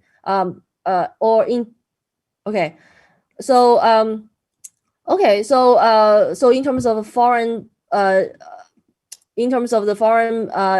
international environment, I think the situation will continue. And also in terms of China's influence, I think we need to break up China as an entity. We need to understand there are competing actors involved, and increasingly China's social techno artifacts are going to have global impact. Okay, I think so. That's a very important kind of tie between China and the world. And also China's relation with the world is also reconfiguring. China is not only dealing with North American and Europe. China is also dealing with One Belt, One Road regions. So the extraterritorial space is being reconfigured. And internally, China is also doing a lot of digital spatial fixes in order to boost the economy. So we see the Chinese state is using digital technology to build new socialist village. So there are a lot of activities going on. So overall, so I want to end with a kind of a more optimistic note. Yes, maybe I can end here and leave some time for questions.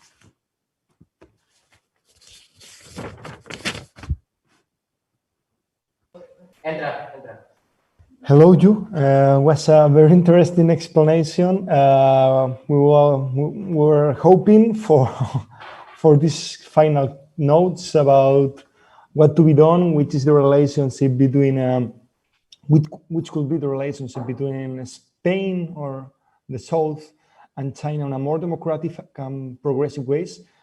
But we have just a minute for this because we don't have much more time. We have here the people translating for deaf people, and it's complicated for them. So let's try to answer very quickly about this, about how the relations between Spain and China could be in this context, how Spain should leverage his power and his influence in Europe, not to become a kind of colony as he is now with the United States, and to develop his internet or his digital economy in the same way that China developed it when he started the collaboration with the US, with Russia, well, before being Russia in the 50s.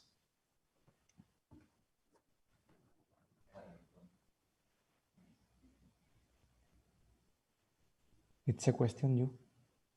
Well, it's a question. Okay. Oh, okay. Okay. Well, because I don't know that much about Spanish kind of Spain's political history. So what I can reiterate is that China's partial success. I don't think that China is completely successful. China has a lot of problems. Okay. But if China has succeeded to some extent, part of the reason is because it has a kind of a strong state. The state is strong not just in terms of controlling its people. I think the state is strong in terms of kind of have the capacity to negotiating with transnational capital, and has certain capacity to harness transnational capital. So, and also, and of course, the state is not a homogeneous entity. It has competing bureaus, like have competing bureaucratic interests, right?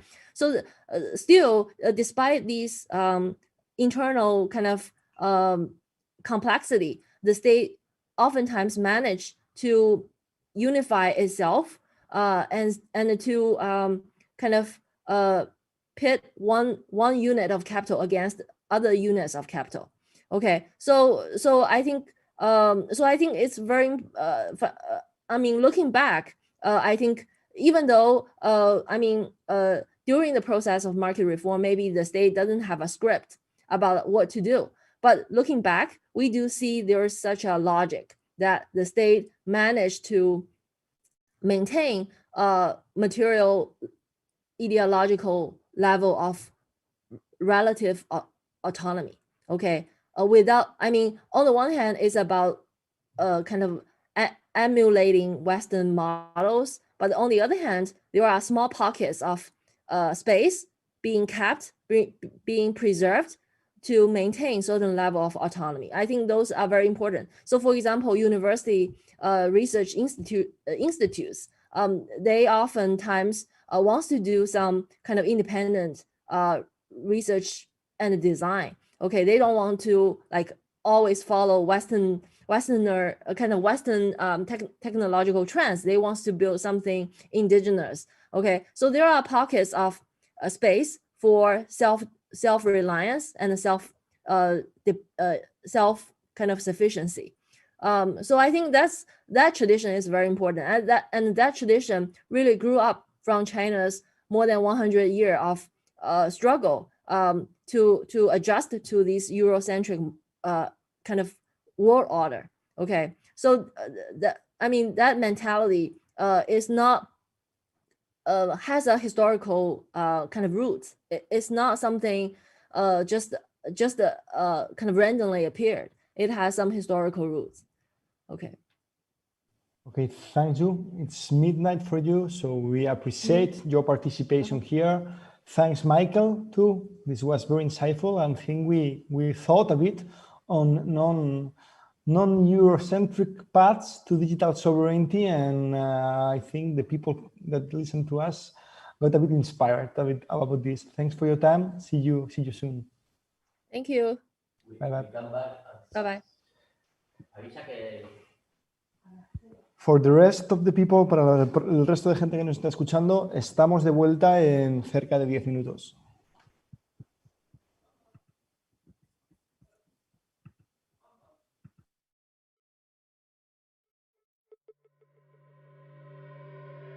In a different style,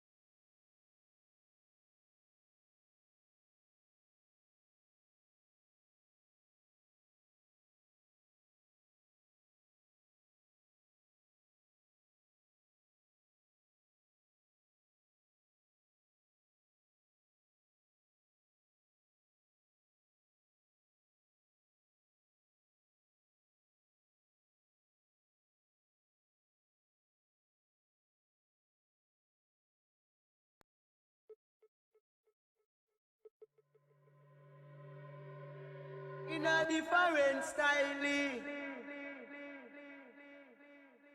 Style, li, li, li, li.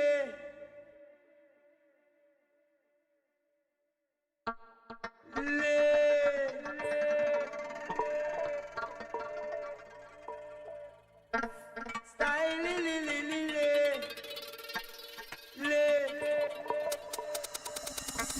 Style, li, li, li, li.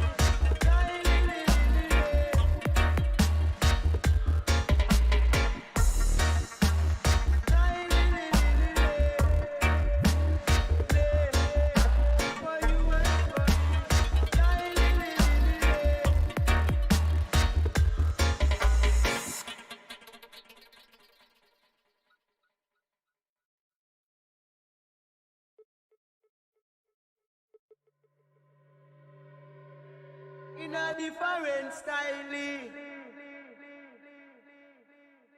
Style, li, li, li, li.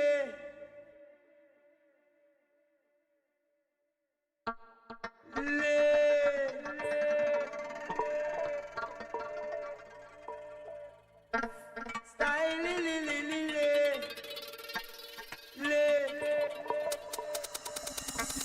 Style, li, li, li, li,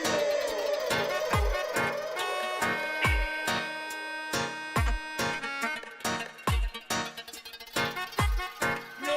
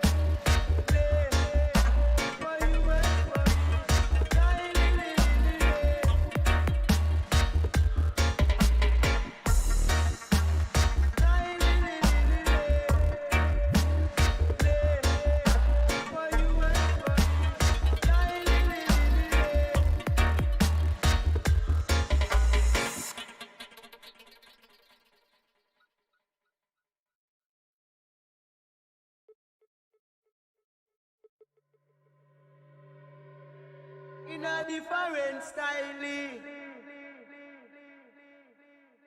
Style, li, li, li, li. Style, li, li, li, li, li.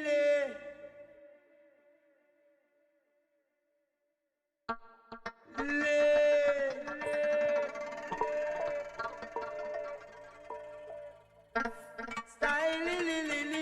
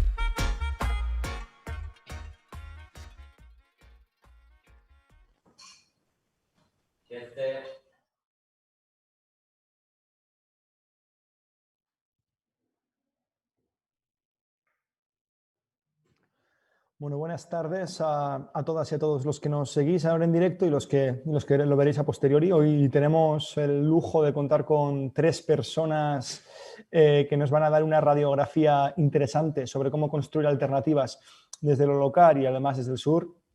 El único componente del sur que no está es del sur de España, que es Javi. Y bueno, vamos a tratar de hacer, como siempre, 3 exposiciones ligeramente breves. Después vamos a conversar y a pensar en alternativas de la manera más pragmática posible. Como siempre, cualquier duda por el chat, cualquier pregunta por el chat y de lo contrario las haré yo, ¿vale? Emiliano, empezamos contigo. Tienes la palabra. Gracias, Ekaitz. Gracias por la invitación, sobre todo. Un gusto estar con vosotros en la distancia. Pero en la presencia.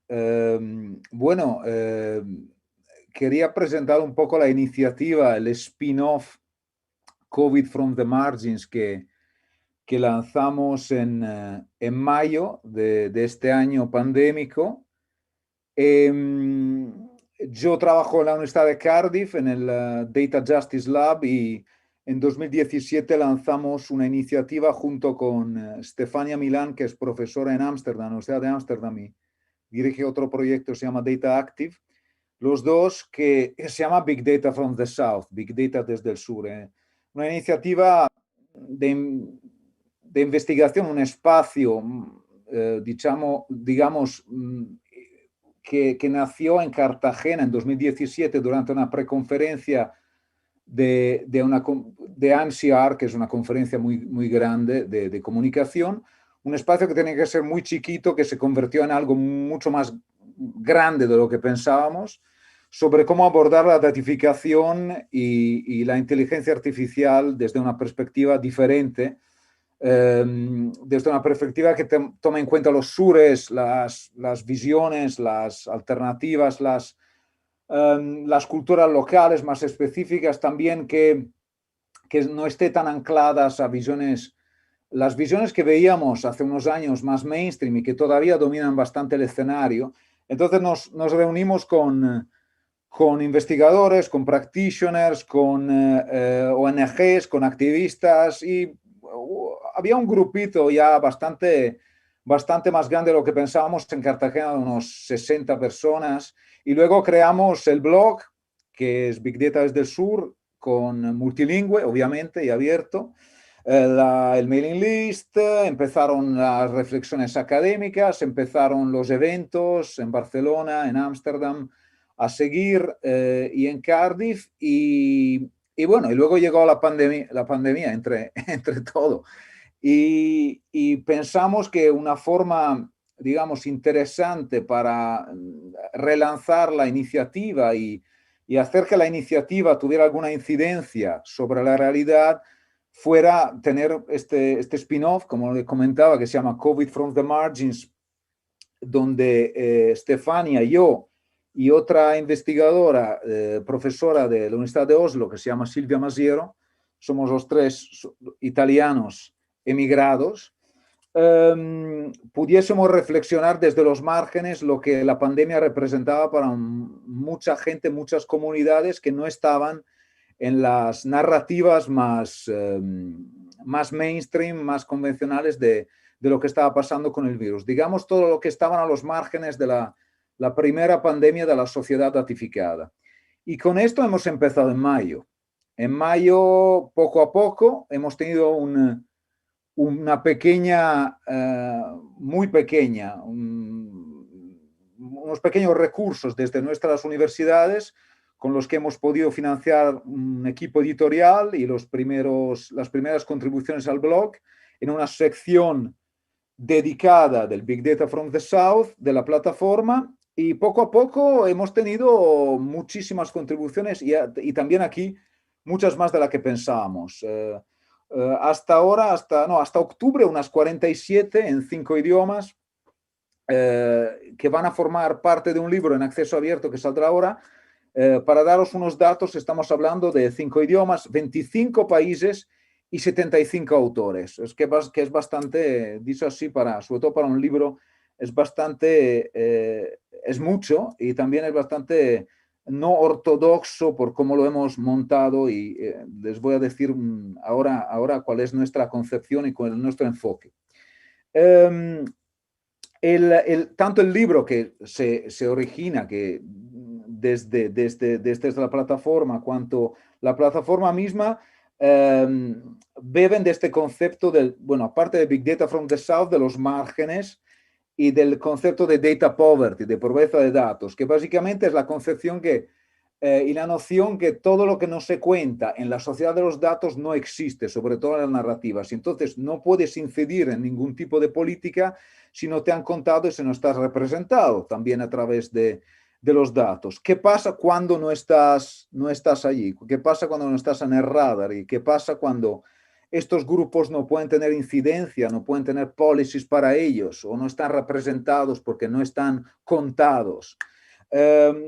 Hay muchos problemas. Entonces hemos intentado relatar, hemos intentado contar las historias de estos grupos. Estamos hablando de comunidades con capacidades estadísticas limitadas, sobrevivientes de violencia doméstica, pueblos indígenas, trabajadores de la gig economy, y de muchos otros que se han visto afectados en los márgenes de la pandemia datificada.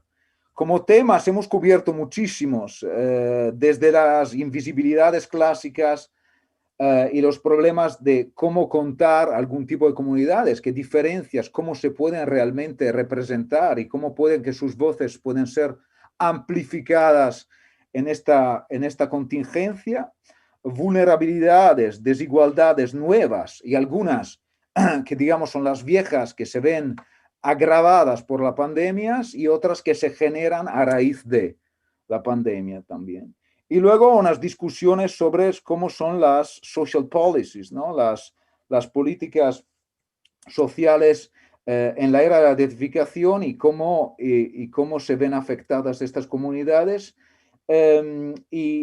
Obviamente, por último, pero no por último, en orden de importancia, solidaridades y resistencias desde abajo. Entonces hemos tenido muchas experiencias de cómo muchas comunidades, muchos activistas, muchos movimientos sociales han creado formas alternativas de resistir durante la pandemia, y también formas alternativas de visualizar datos, formas alternativas de tener sentido, de amplificar sus voces, muchas veces silenciadas por autoridades o por otros tipos de mecanismos. Pero algo interesante de todo esto y de cómo el libro ha venido surgiendo también es el proceso que marca un poco todo nuestro modus operandi, ¿no?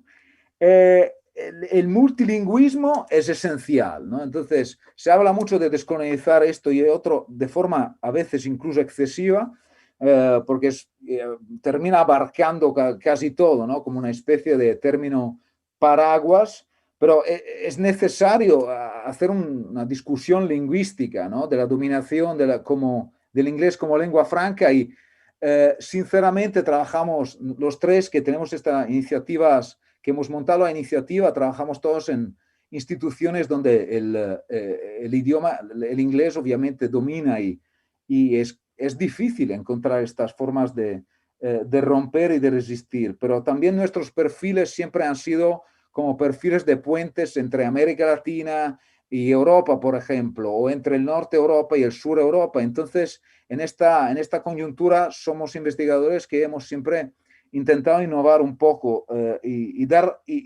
cuando das la posibilidad a estas voces de hablar, lo tienes que hacer en sus propios términos, ¿no? Nos parecía fundamental esto. Entonces, el libro y el blog son multilingües. Tenemos cinco idiomas. Obviamente Emiliano, Dime.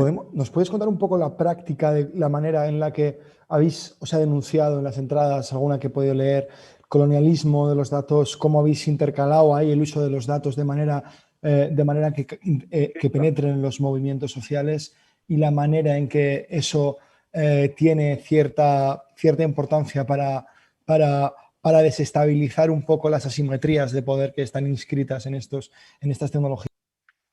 Claro, bueno, la cuestión no es fácil. O sea, ya el hecho de poder amplificar sus voces en sus propios idiomas y en sus propios términos nos parece fundamental, porque no hay ninguna desestabilización si no se empieza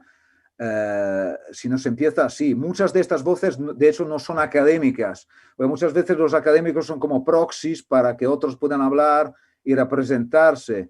Pero lo que falta, y también sobre todo, estoy pensando en la academia norteamericana, que está dominada por visiones bastante, digamos, US-céntricas, ¿no? Norteamericano-céntricas.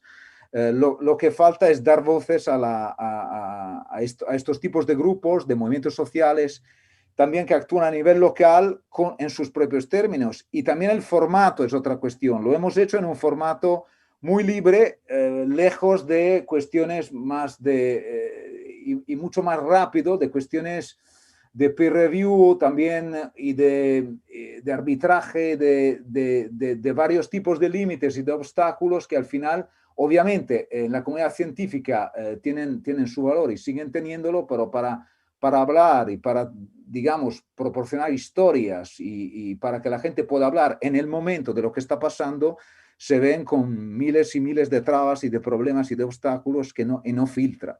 Otra cosa es la ayuda editorial en hacer que con el diálogo con ellos se pueda moldear y se pueda formar una comunicación con nuestra ayuda como comunicadores y como expertos pueda llegar a más gente, ¿no? Entonces, eso es un continuo, ¿no? de forma de cómo hacerlo, porque muchas veces lo que falta es una forma de contar esto de una manera en que pueda resonar con la gente que no es especializada en esta cuestión, ¿no? Que no hace parte de un mundo donde hablar de datificación nos parece normal o de algorithmic bias o estos tipos de cosas, ¿no? Y llegar a un público mucho más amplio, más allá de la academia, más allá de las special issues, más allá de los monográficos, más allá de lo que es de los congresos y claro, no es fácil. Este es un poco el objetivo tanto de la iniciativa cuanto de esto, ¿no? Que pueda romper estos tipos de barreras, ¿no?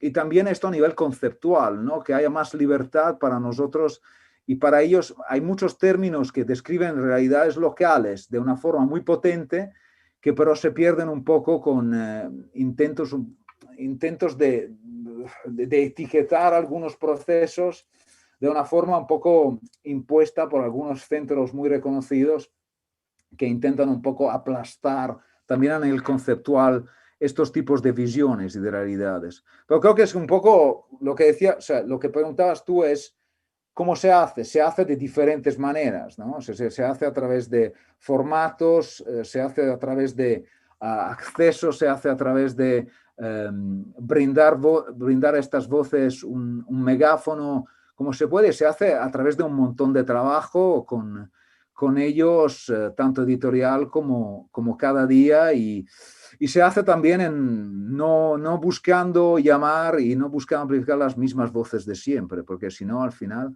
acabamos haciendo hablar los mismos 4 o 5 eméritos expertos, y eso es un gran problema, porque hay una riqueza de voces aquí que se va perdiendo también en relación con estas cuestiones. Obviamente esto es un granito de arena, ¿no? Estamos hablando de algo muy pequeño, con una red que ha crecido mucho, pero quiero subrayar que es underfunded siempre radicalmente. Este tipo de proyecto ha sido realmente desolador ver cómo este año ha sido casi imposible encontrar fondos para este tipo de investigación. Incluso hemos sido tachados de ser demasiados internacionales. Eso es la primera vez que me ha pasado en la vida, pero han pasado cosas así también por algún funder, o sea que me parece alucinante. Entonces es un proyecto que la iniciativa sigue, pero el proyecto concretamente de los márgenes, COVID from the Margins, tiene vida, bueno, después del libro claramente pues se tendrá que reducir y seguir y a ver si se encuentra algo, pero de momento es muy problemático encontrar algo para estos tipos de proyectos de este tipo. Yo creo que es algo que sabemos todos. Sí, eso es bien conocido. Vemos un poco la aproximación un poco más académica. Vamos a tratar de ir un poquito a la práctica más local, más granular, de cómo se levantan redes de software libre desde las universidades. A nivel micro, Cecilia, por favor, cuéntanos. Hola, buenas tardes. Bueno, muchas gracias al Instituto por la invitación a participar en este encuentro. Y bueno, supongo que Ekaitz, Aitor y quienes impulsan este evento ya avanzarán sobre conclusiones más formales y más elaboradas, pero así sobre la marcha no deja de sorprenderme que quienes estamos participando venimos de tan distintos lugares y distintas inserciones y distintos proyectos con esta preocupación por la soberanía tecnológica, y eso no deja de ser alentador. En mi caso vengo del campo académico de la pedagogía y también del activismo en software libre, y es de esta intersección en la que vengo trabajando y articulando con organizaciones sociales sobre la tecnología y la soberanía tecnológica como un objetivo comunitario y posible de ser construido desde las bases. Escuchaba a varias expositoras en los grupos de trabajo anteriores reflexionar sobre que no tenemos una definición acabada de soberanía tecnológica, y en cierto modo, bueno, en parte recién ya un poco adelantaba Emiliano, ¿no? Tenemos el contexto que estamos atravesando, nos está apurando a que avancemos y a que pensemos esa definición.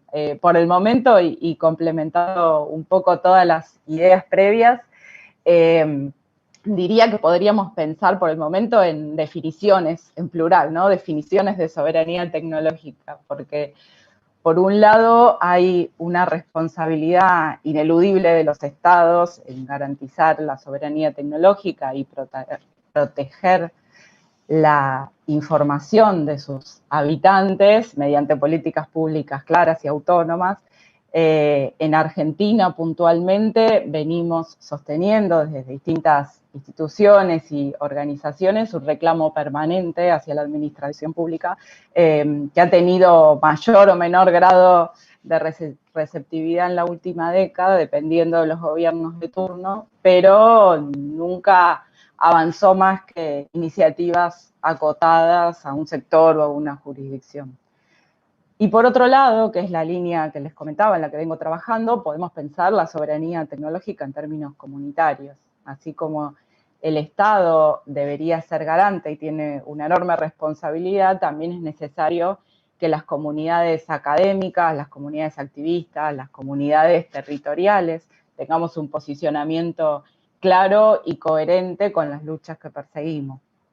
Quienes nos reconocemos parte de este sur global que impulsa una transformación crítica de las prácticas y de las relaciones desiguales, estamos desde nuestras organizaciones hablando de emancipación, de igualdad, de democratización del conocimiento, de distribución de los recursos, pero en la mayoría de los casos lo hacemos utilizando plataformas y servicios que persiguen exactamente lo contrario.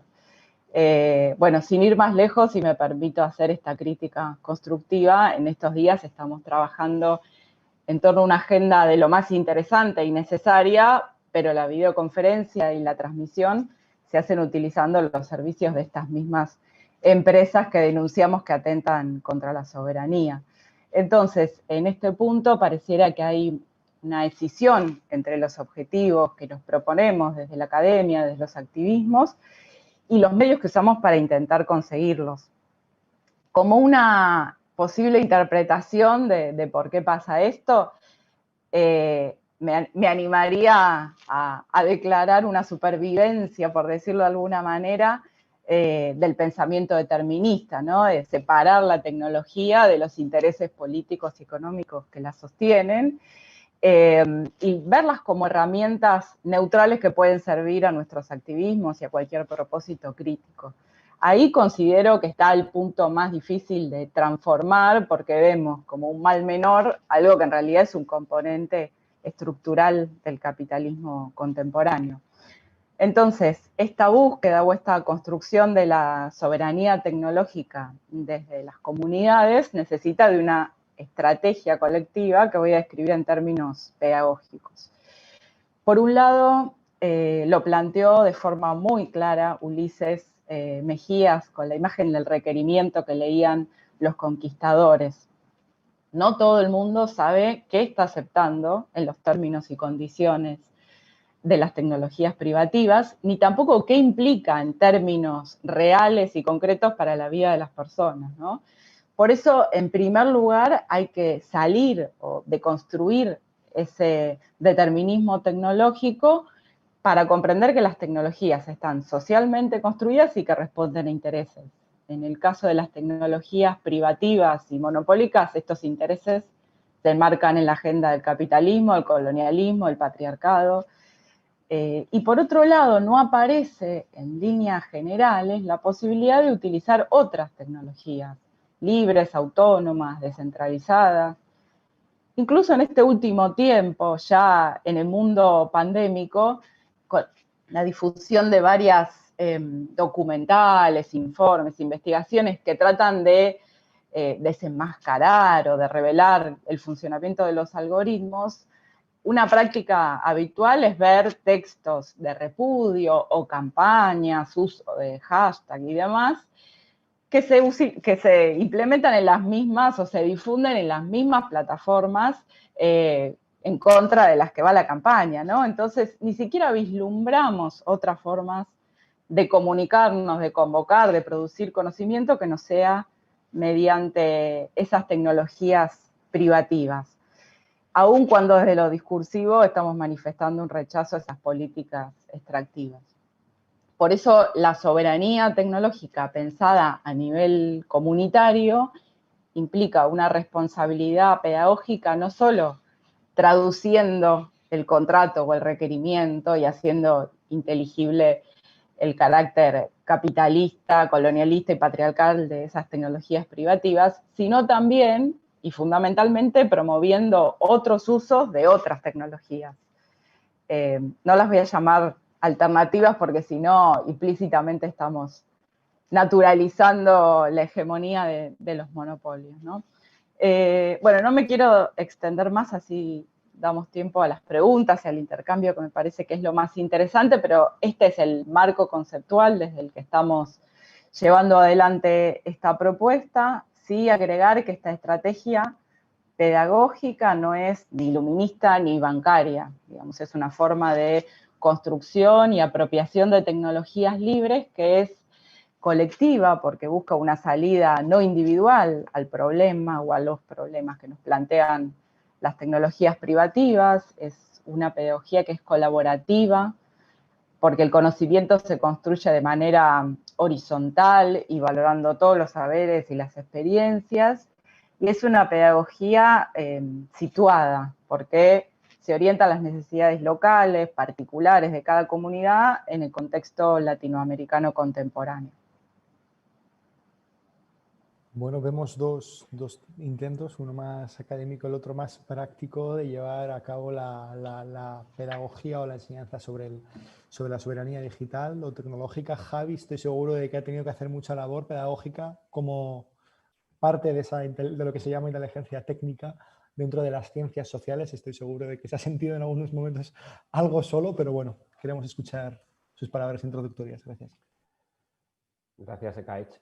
Pues bueno, en mi caso tengo un perfil de ciencias de la computación en un grupo donde hay periodistas, investigadores en ciencias sociales y luego hay colaboradoras de derecho y de otras áreas. Y entonces, pues bueno, tenía mucho trabajo de traducción de lenguaje técnico a un lenguaje más genérico.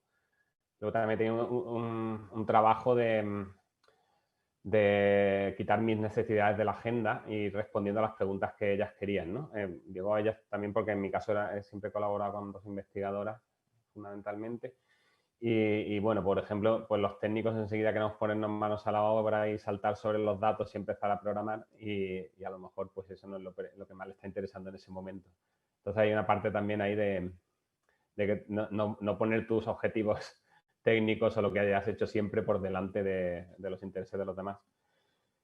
Bueno, no me he presentado tampoco mucho. Yo soy compañero de grupo de investigación de Emiliano en el Data Justice Lab de Cardiff. Y bueno, o era porque acabo de terminar mi contrato, pero bueno, voy a seguir afiliado. Y bueno, trabajamos un poco estudiando cómo situar la justicia social en todos estos sistemas sociotécnicos. En mi caso, pues yo he trabajado como un poco lo que interesaba más a Ekaitz eran dos cuestiones. Una un poco esta colonialismo tecnológico y otra es cómo hacemos esta auditoría interdisciplinar. Bueno, me han tocado tres áreas dentro del proyecto: fronteras y migraciones, fuerzas policiales y judiciales y trabajadores precarios, ¿no? Cómo las tecnologías predictivas, la datificación, el intercambio de datos está cambiando sobre todo la gobernanza de estas áreas. Entonces, cuando vamos a la parte del trabajo, nos interesa más la gobernanza de los trabajadores y trabajadoras que este tema del impacto de la automatización. Cuando nos metemos en el trabajo, no estamos tanto en el trabajo de plataformas, porque como dice Lina, la directora del proyecto, ya todo el mundo está haciendo esto, sino qué está pasando con el trabajo tradicional, que al fin y al cabo sigue siendo el 90% del trabajo. Cómo está cambiando la vigilancia sobre estas personas, cómo está cambiando sobre todo la contratación. Si oís la radio estos días, hay una consultora de recursos humanos, ¿no? Que también es otro nombre para llamar a una ETT, que dice que ellos te prometen encontrar al candidato adecuado en una hora, porque tienen un sistema de inteligencia artificial que va a emparejar el talento que ellos descubren en una persona con las necesidades de esa empresa, ¿no? Van a predecir también las necesidades y la demanda de esa empresa. Entonces, en cuestiones como esta es muy importante hacer un análisis interdisciplinar, porque hay cuestiones legales, hay cuestiones de derechos laborales, pero hay cuestiones culturales, hay cuestiones políticas.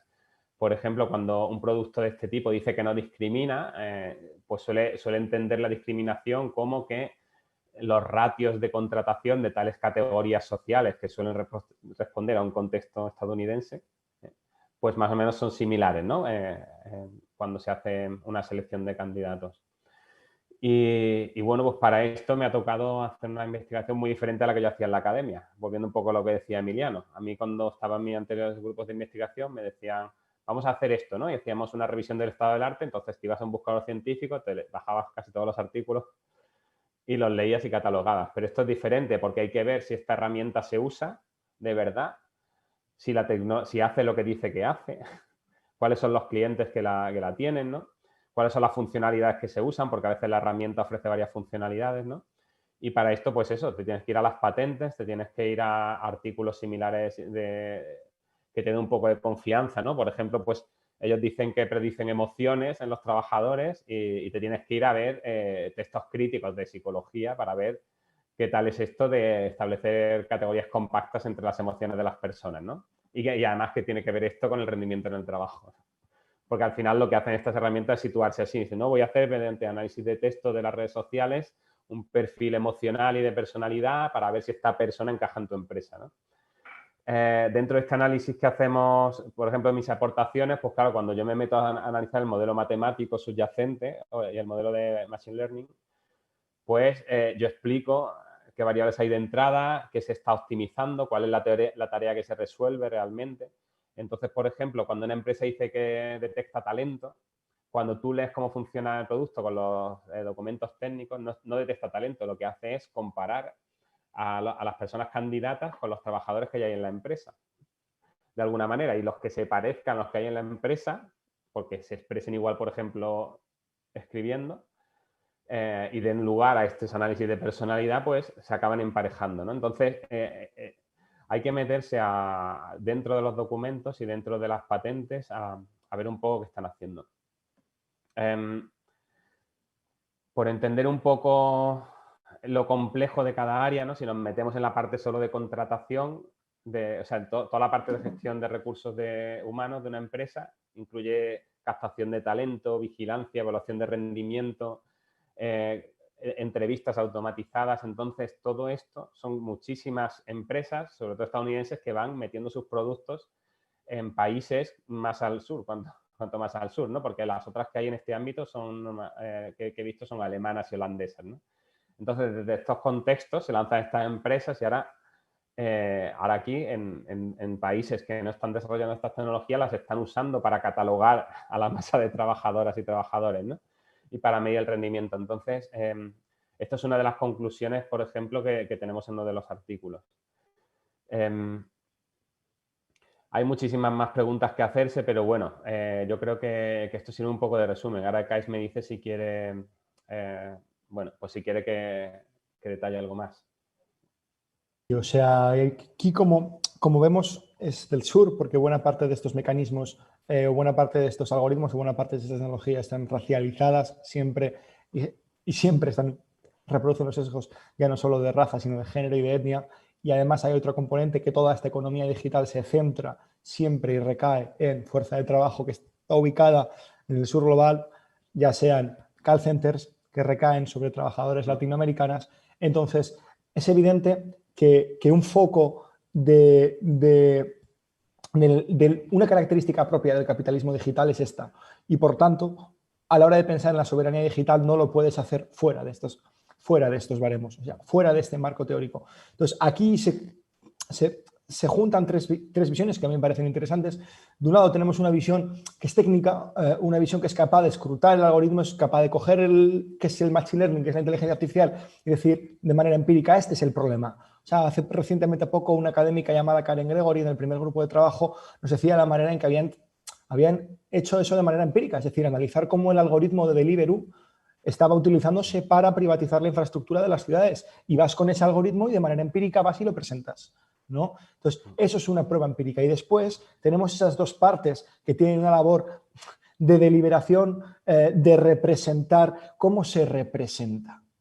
En el caso de Emiliano, como cuando yo pienso en términos organizativos, es decir, sí, vale, en primer lugar, ¿cómo creamos, Javi, cómo creamos esa infraestructura, esas redes para hacer visible la explotación y que eso pueda ser escalado? Es decir, tener técnicas, tener herramientas para visualizar, para mostrar la manera en que los algoritmos, los sistemas llamados inteligentes que se asientan en la explotación de la mano de obra en el sur, cómo se demuestra eso y después, una vez tenemos, o cómo se construye esa infraestructura en el plano técnico. Hablaba muy bien Cecilia de las estructuras de software libre de manera local que se hacen en las universidades. Se puede establecer herramientas con esos para que se puedan utilizar para crear redes que sean capaces de monitorizar, ver ese sesgo y esa discriminación, y luego, por otro lado, de utilizarse para distribuirse,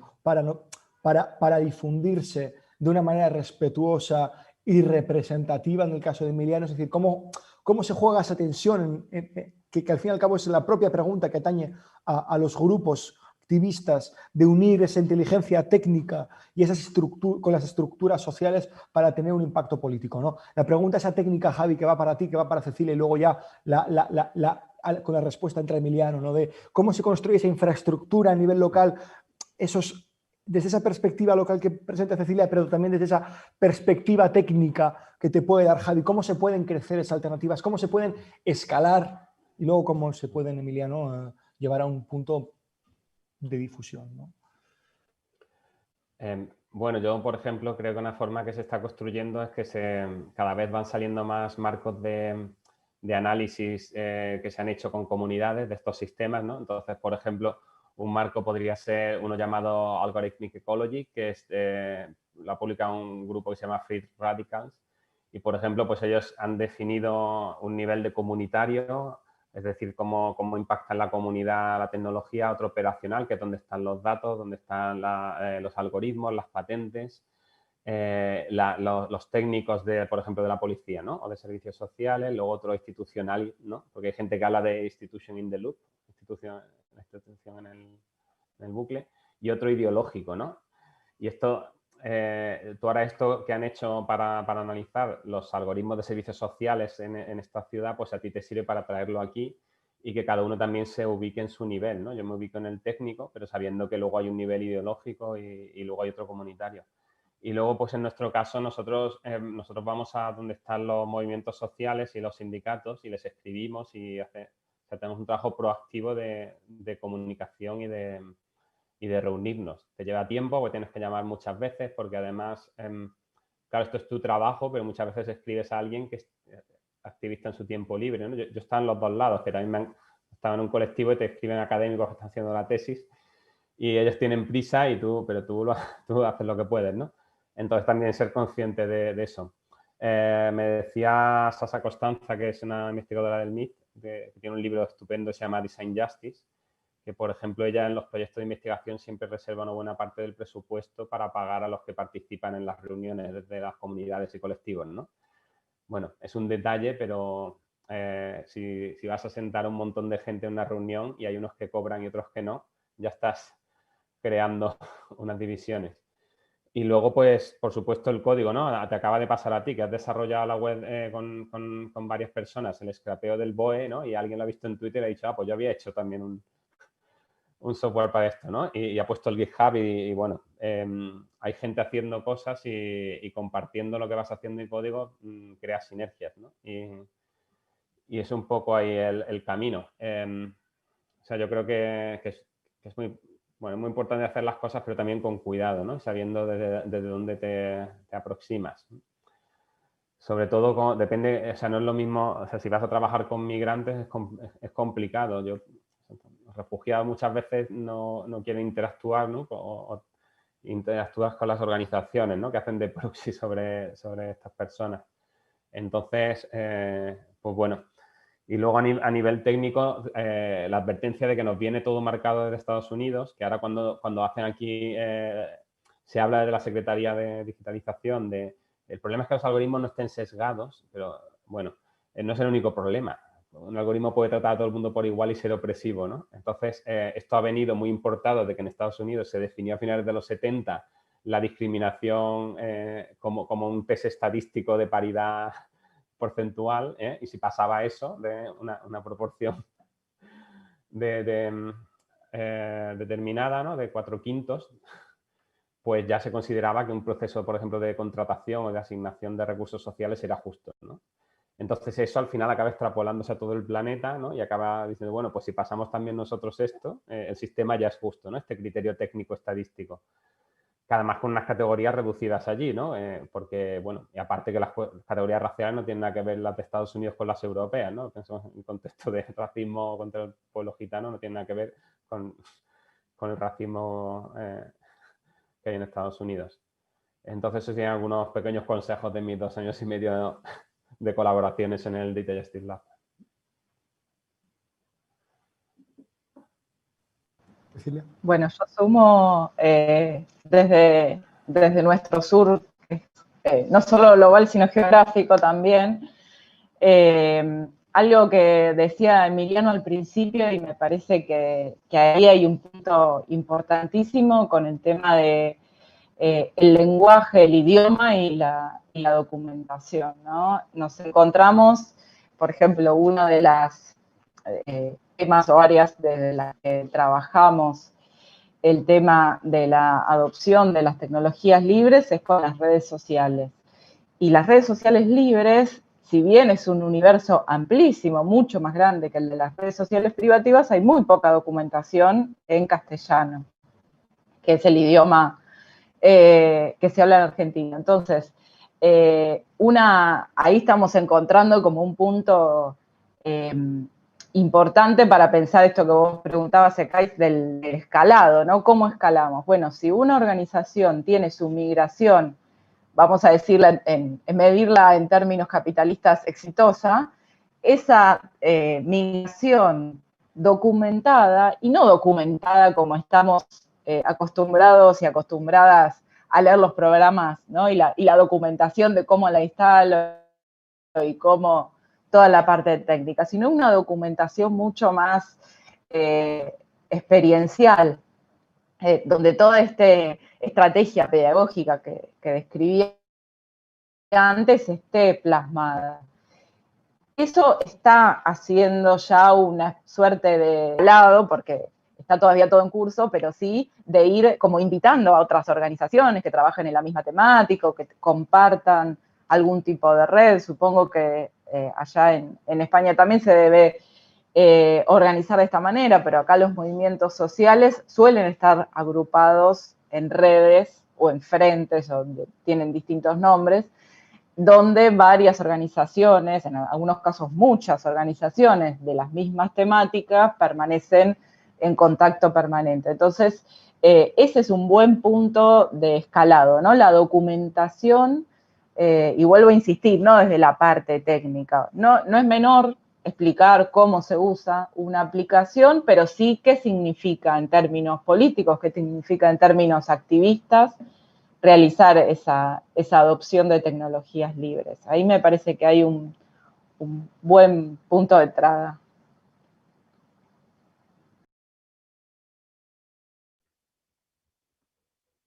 Buenas. ¿Habías terminado, Cecilia? Perdona. No sabemos si se ha cortado.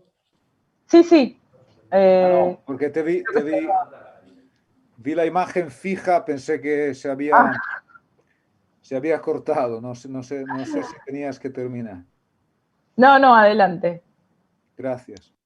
No, bueno, lo que han dicho mis compañeras, o sea, lo que hablabas tú, el técnico, o sea, yo conozco ya el trabajo de Javi.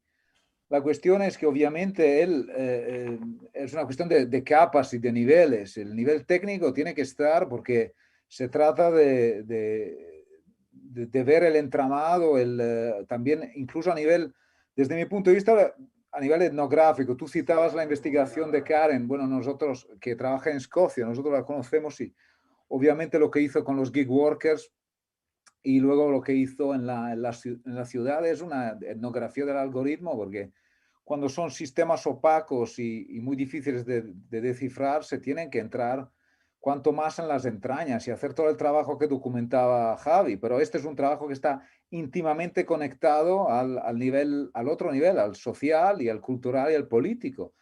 Es un entramado de diferentes capas y niveles. Depende de dónde entras, pero al final están conectados, no puedes escapar de ahí, ¿no?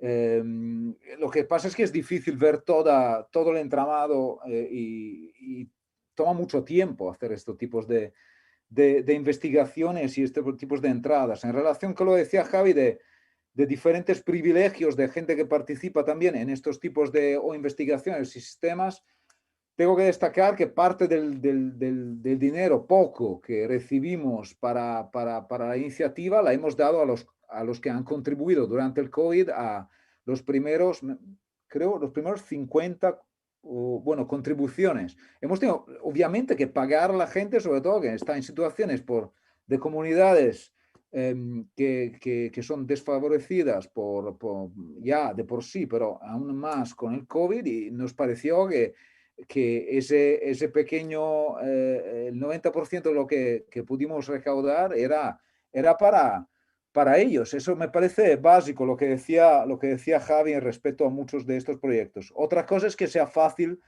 tener este tipo de flexibilidad con muchos funders y proyectos para poder destinar esa parte de dinero pero es necesario, porque yo soy profesor titular de la universidad, pero claramente los que contribuyen desde otros lugares y con situaciones desde los márgenes necesitan también, no es mucho, pero es una contribución, es algo, ¿no? Es algo material, ¿no? Muy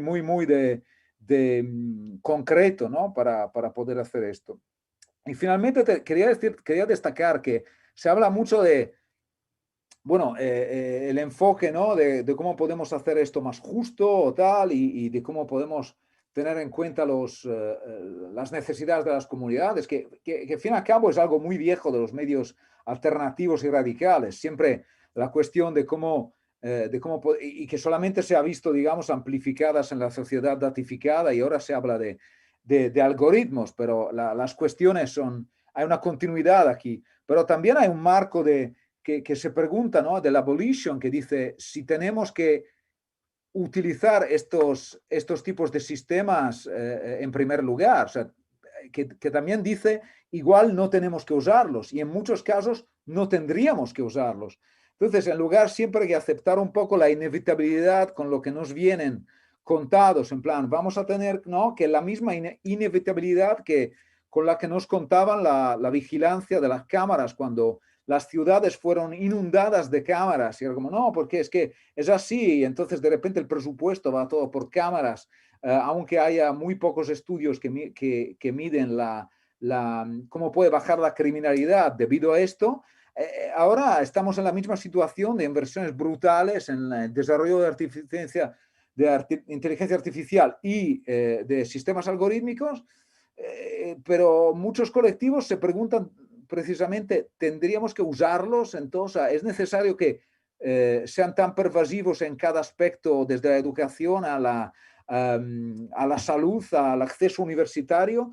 Entonces, es un paso atrás esto, en plan, a ver, es cuestionarse directamente si esto sirve o no sirve absolutamente para nada, o no mejoraría esto, en lugar de decir, es esto, podemos hacer esto ya justo, que es como ya aceptar que lo hemos implementado en nuestras vidas.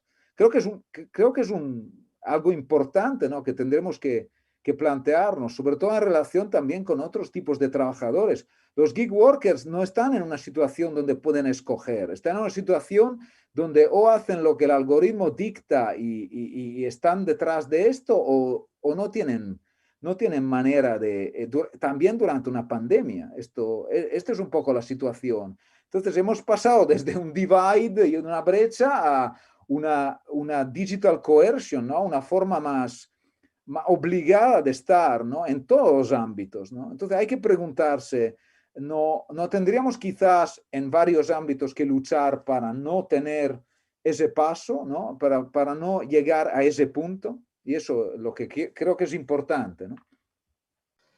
Sí, absolutamente es la pregunta que hacerse, ¿no? Si nos desconectamos, ¿no?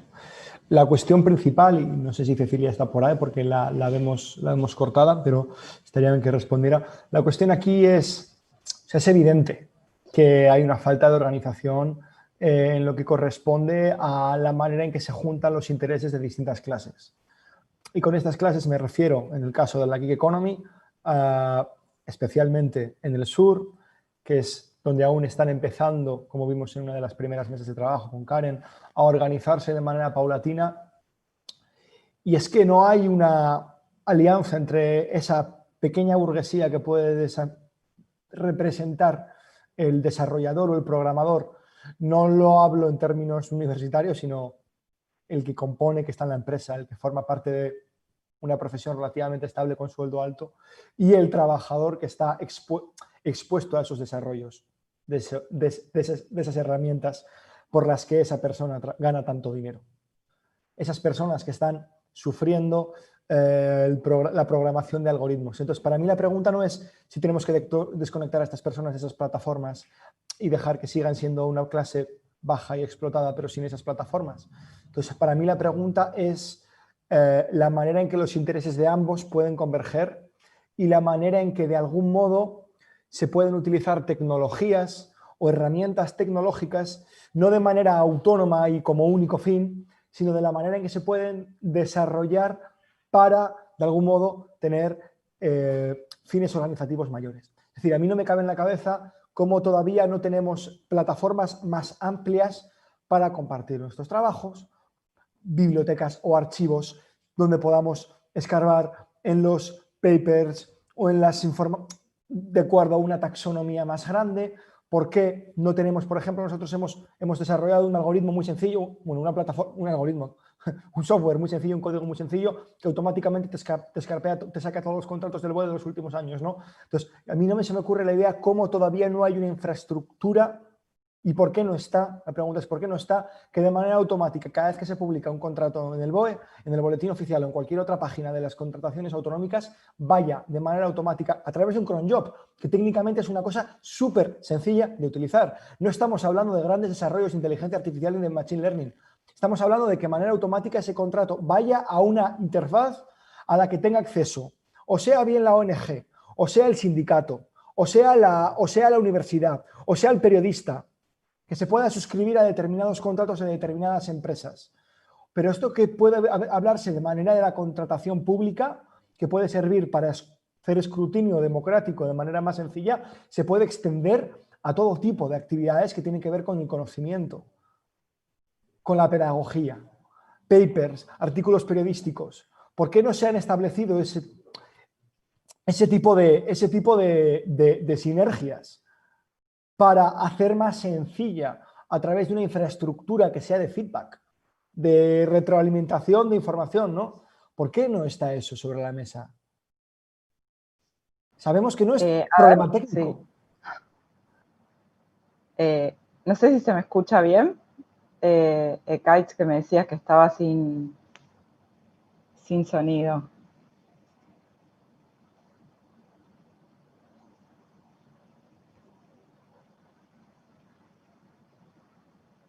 ¿Me escuchan?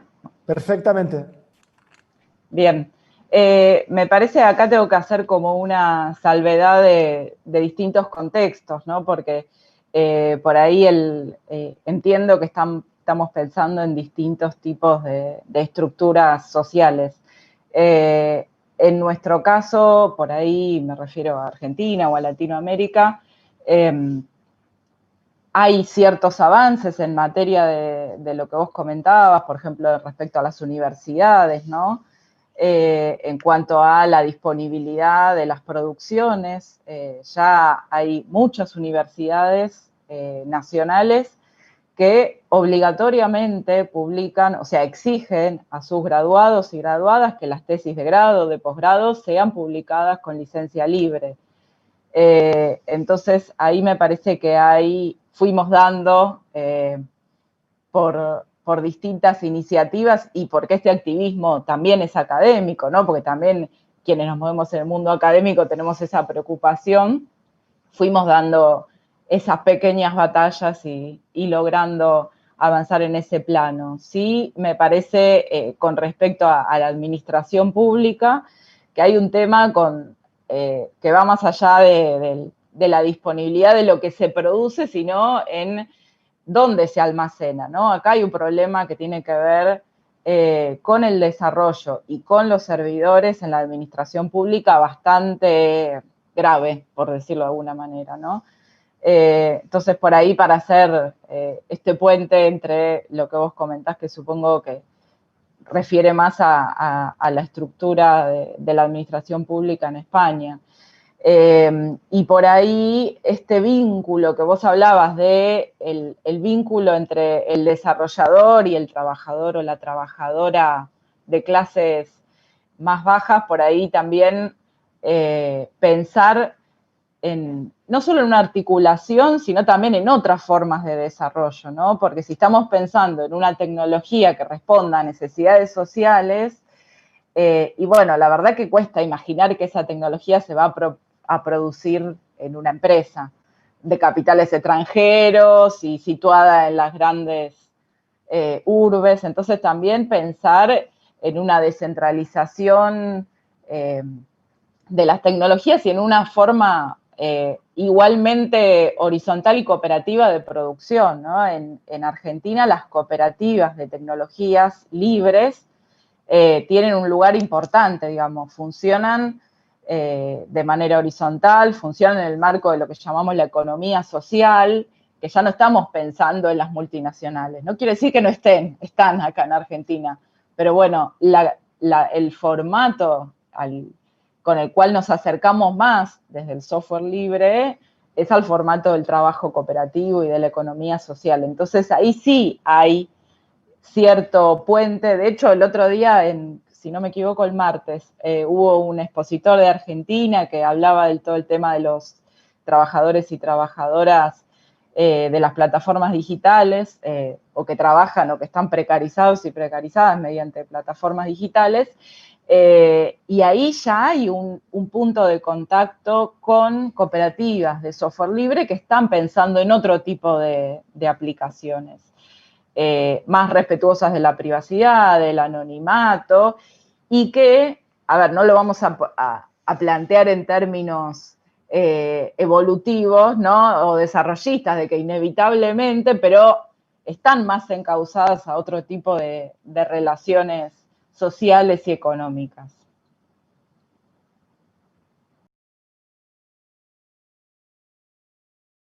Javi, ¿saltas? Bien, bueno, respondiendo a tu pregunta. ¿Vosotros lo habéis vislumbrado? ¿Habéis visto estas conexiones en el 15M? Bueno, nosotros, por ejemplo, en el proyecto ahora entraríamos en una fase que era más de... que habría empezado un poco en mayo con un congreso dedicado a la respuesta desde la sociedad civil, que se canceló por la COVID, perdón. Y entonces ahí vamos a tener el foro de debate grande de mi grupo de investigación sobre cómo articular respuestas y alternativas. Pero bueno, respondiendo a lo que tú preguntabas sobre las infraestructuras y plataformas, bueno, por un lado tenemos una parte de que el software libre en un momento dio mucha respuesta a construir una alternativa al escritorio, aparte de todo el éxito que tienen servidores. Pero claro, llegó un momento en el que muchas de las mayores herramientas de espionaje que tenemos tienen grandes componentes de software libre, ¿no? Y no por eso no dejan de construir plataformas de vigilancia y de desempoderamiento. Entonces, ahí hay una parte de readaptación del discurso de qué significa la independencia, porque al final Google libera muchos componentes de su software de análisis o de sistemas de ficheros, de muchísimas cosas, ¿no? El código que permite el Etherpad al final es una liberación de Google de la parte de editar documentos colaborativos, ¿no? Entonces, pues sí que hay que hacer esa pregunta por un lado, pero por otro luego también es que hace falta mucho esfuerzo, ¿no? Google tiene 60.000 empleados, no lo olvidemos. Entonces, cuando se dice, ¿y por qué no se da esta respuesta? ¿Por qué los 12 que hay contratados de Red Iris no crean una alternativa a Google? ¿Por qué el administrador de sistemas que hay en cada ayuntamiento no crea una alternativa a Google? Cuando ya está ahí el software. Bueno, el software puede estar ahí, pero simplemente mantenerlo online y levantado el servicio es un esfuerzo. Cualquiera que lleve un servicio mínimo, por ejemplo, servicio de email se ha vuelto tan difícil de mantener por la lucha contra el spam, que ya casi nadie da un servicio de email. Antes era muy habitual tener un servidor propio y ahora se delega en MailChimp, se delega en el que te dé tu proveedor, porque es tanto trabajo que bueno, si tienes todo el software libre y los servidores y todo el sistema operativo, toda la pila la tienes en libre para montar un sistema de email. Pero el problema es todo el esfuerzo que hace falta para mantenerlo. Entonces, eso sería una respuesta. Y luego también, pues por ejemplo, el Archive lleva desde el 92 y solo se ha hecho popular hace 5 o 6 años, ¿no? Y de golpe ahora parece que lo acaban de inventar y cuando miras ahí en el histórico que tienen, viene desde hace casi 30. Entonces, hay cosas que ya están ahí, pero no se usan también. Entonces, no es que no estén, es que no se usan. Es verdad que Google tiene el sistema operativo y tú tienes un usuario y accedes a todo, ¿no? Y tú te vas registrando en Framedata, en distintos servidores alternativos y cada uno tiene un usuario diferente y cada uno se accede de una forma y cada uno tiene un color de fondo. Entonces, bueno, yo creo que está bien, pero que creo que también hay una falta de, no sé, como se hace la aplicación Radar COVID por 300.000 euros a Indra, ¿no?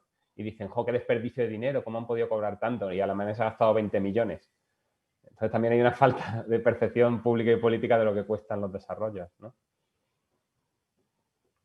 Sí, o sea, hay una cosa básica, mínima, central, antes de empezar esta discusión, que es el rol del Estado.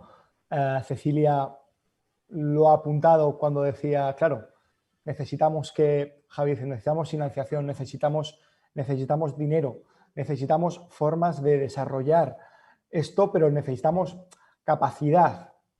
Y claro, Cecilia decía, claro, si viene del Estado, necesitamos que todo esto esté descentralizado.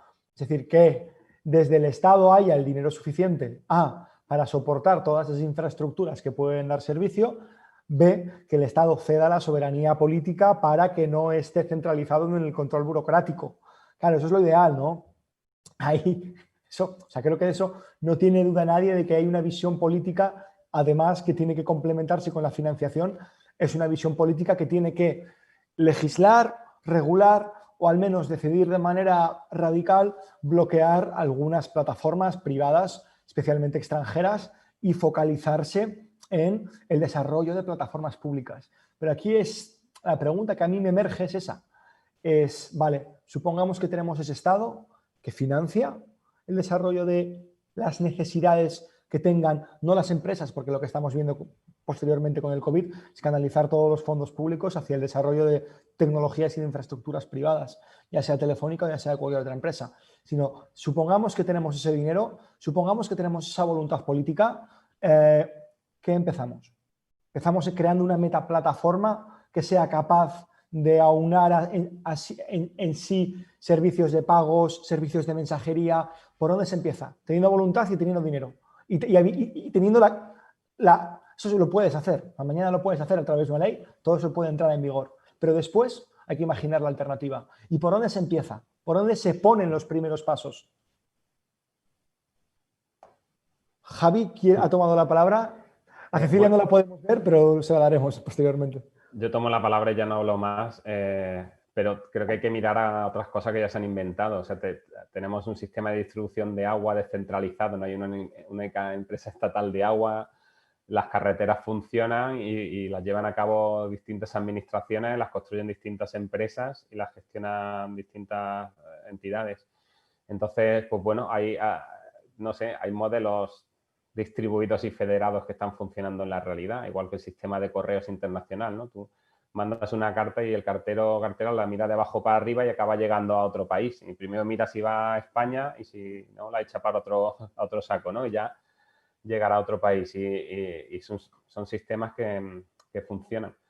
Yo creo que la centralización no es buena. Lo que es importante es la coordinación. Entonces, evitar concentraciones de poder y facilitar la interoperabilidad, ¿no? Y luego pues hay autopistas comunes que hay que construir inevitablemente. Hay que construir fibra entre la particular del territorio, pues sí, pero no tienen que estar todos los servidores en una sala en Madrid. Puede gestionarlo cada administración local, como ya se hace ahora en parte. Cada ayuntamiento hasta ahora ha tenido sus salas de servidores a veces o las contrataba una empresa local. Lo que pasa es que ahora pues, la están contratando en una empresa como Amazon y compañía.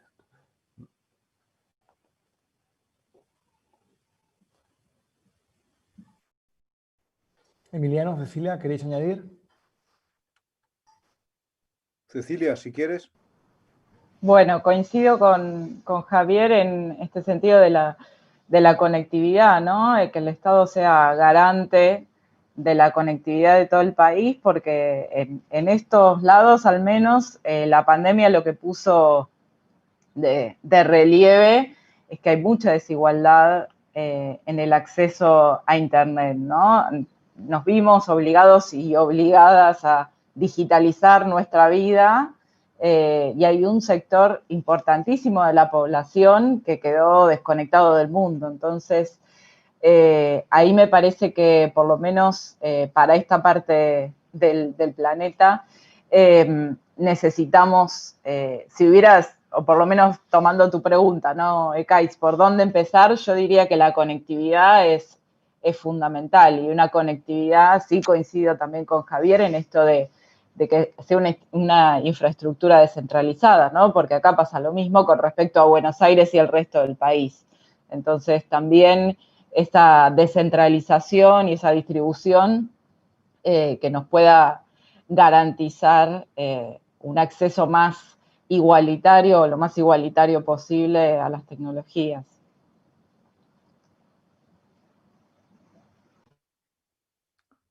Bueno, sí, estoy de acuerdo con todo lo que han dicho mis compañeras. Añadiría una cosa más, añadiría que si las brechas se han visto agravadas y las imposibilidades de muchos de conectarse, también lo que decía antes es verdadero, o sea que se han visto también muchísimos miles imposibilitados a desconectarse. Y esa es la verdad, que en cuanto más servicios sean de forma inevitable relacionados con lo digital y con las apps y las plataformas, hace cada vez más difícil un tipo de desconexión de cualquier tipo, psicológica, material, física y a diferentes niveles. Esto se ve en todos los estudios que se han hecho a nivel de impacto psicológico y en la salud mental de las personas. Entonces yo diría que son dos cuestiones. Las otras brechas no desaparecen, y un nivel de conectividad, obviamente, donde el público puede jugar, como decía tanto Javi como Cecilia, un papel, es inevitable. Pero por otro lado, esta identificación total de cualquier tipo de actividad con una contraparte digital y inevitable y necesaria, para mí es un dogma de lo que tendremos que escapar en absoluto, con todos los problemas que conlleva. No se trata de volver a algún estado idílico, locus amenus del pasado, donde fuimos felices y corríamos en los jardines ¿no? de la antigua Grecia, ni mucho menos. Se trata de reivindicar espacios más allá de esto. Esto no es toda la socialidad que hay, esto no es todo lo que tiene que haber. No se soluciona esto con simplemente brindando más a nivel técnico, brindando más posibilidades. Desafortunadamente es una cuestión también vital. Tenemos que ver un poco cuál es nuestro destino, cómo queremos ser dentro de 50 o 100 años. Me he vuelto a descubrir bastante pesimista en relación con esto, sobre todo ha causado el COVID, que ha alterado este balance entre conexión y desconexión.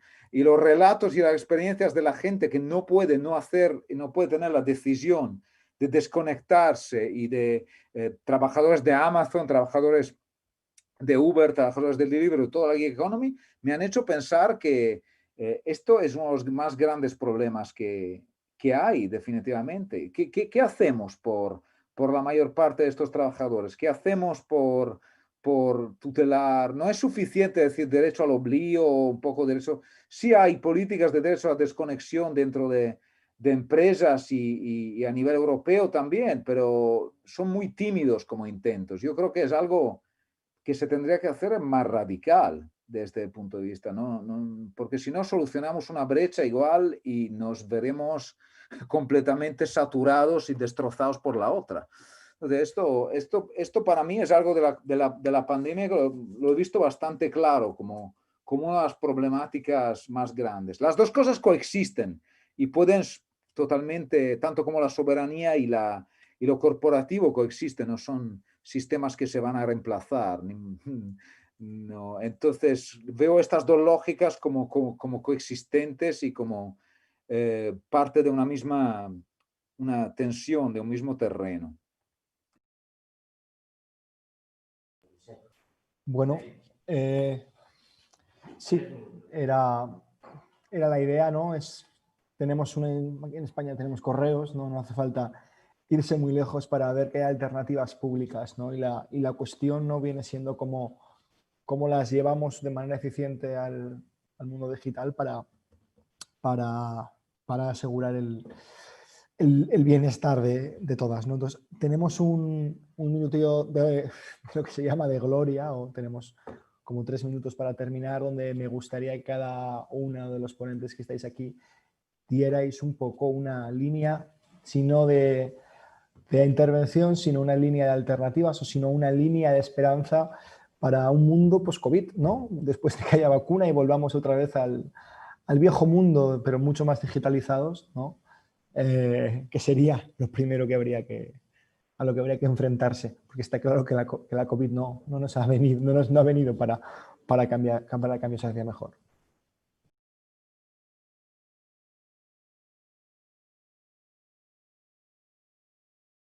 Empiezas Javi, Cecilia, Emiliano. Perdón, estaba esperando cuál era el orden. Bueno, yo cosas de estar atentos, yo creo que este antes y después, ¿no? Qué cosas se revierten, ¿no? Qué cosas se quedan. No sé, no solo lo digital, ¿no? Pero pensemos este verano en la restricción de acceso a ríos y historias así, ¿no? Espacios públicos que ahora se monetizan porque hay que controlar el acceso y claro, como hay que pagar al de la puerta, hay que cobrar una entrada ahora al río. Esto ha pasado en mi pueblo, ¿no? Pero bueno, es un ejemplo, pero en la parte digital sí, pensemos en cómo se ha normalizado que traigan los de Amazon. O sea, yo he estado bajando la basura y me he encontrado a alguien repartiendo comida de Amazon a las 11 de la noche un domingo, ¿no? Entonces, cómo se han normalizado una serie de cuestiones por el tema de la pandemia. Y bueno, pues ahora la gente se ha dado el salto a las compras online, ¿no? Y si no saben hacerlos, se lo encargan a su hijo, le pasan la lista y su hijo la pide. Entonces, bueno, ¿qué está pasando con esto? ¿Qué está pasando? ¿Cómo el trabajo remoto nos afecta a todas y a todos? En esto de que decía Emiliano también, ¿no? Esta alta disponibilidad, esto de estar todo el rato con posibilidad de mirar, de no tener horarios, o sea, cómo nos afecta a nosotros y luego que en el fondo somos privilegiados respecto a muchas condiciones con las que han tenido que lidiar gente más precaria, ¿no? Y bueno, las encuestas que ha habido sociosanitarias en Madrid, por ejemplo, hay una cuestión de más sueldo, más trabajo protegido en remoto, menos sueldo, más exposición a la pandemia. Entonces, pues ver un poco, estar vigilantes y bueno, y vigilar todas estas disposiciones transitorias legales y estratégicas de las empresas que no se queden.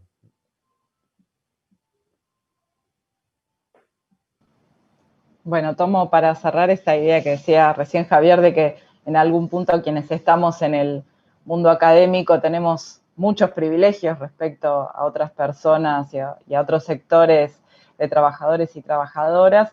Para hacer esta imagen, para hacer una comparación con qué pasa con la soberanía, ¿no? Por lo menos en los ámbitos locales, me refiero a América Latina, hay y Sudamérica en particular, una idea de lo libre más asociado a ciertos privilegios, ¿no? Accedemos quienes entendemos que hay un peligro, que hay una vulneración de derechos utilizando estas plataformas corporativas que nos han invadido durante la pandemia. Entonces, también pensar en deconstruir ese privilegio y que efectivamente la soberanía tecnológica sea una construcción colectiva y sea un derecho social.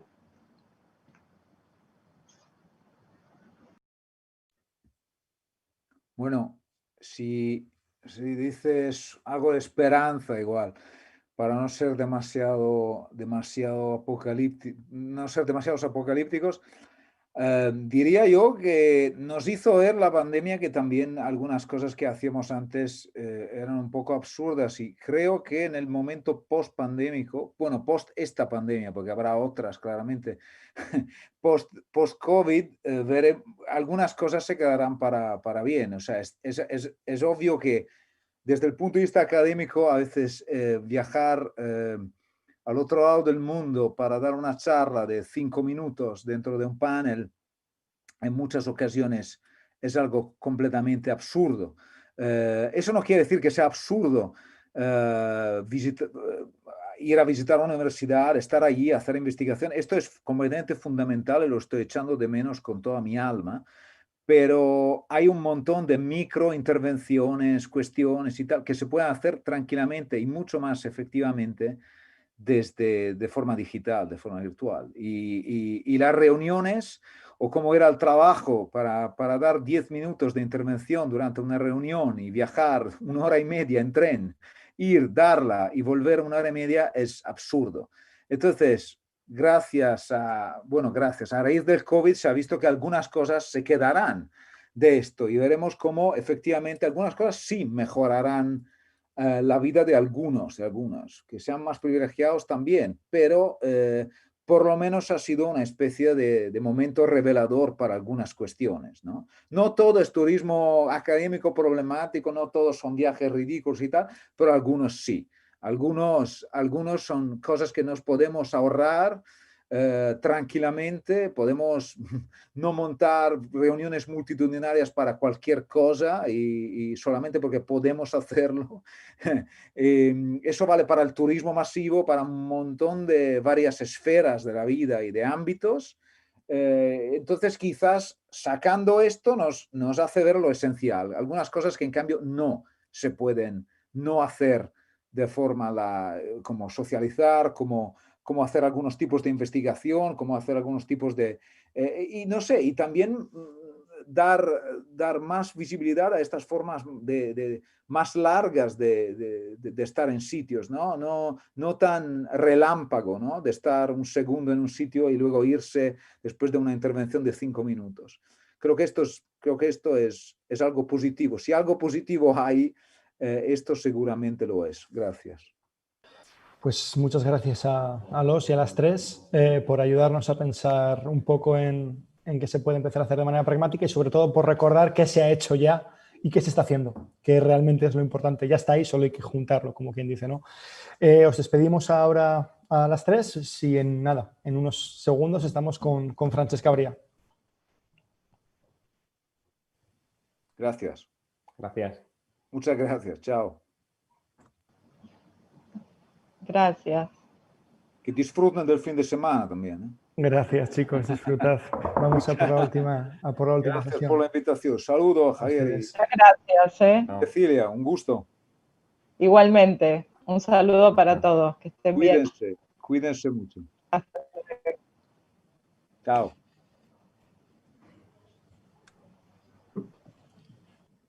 Hi, Francesca.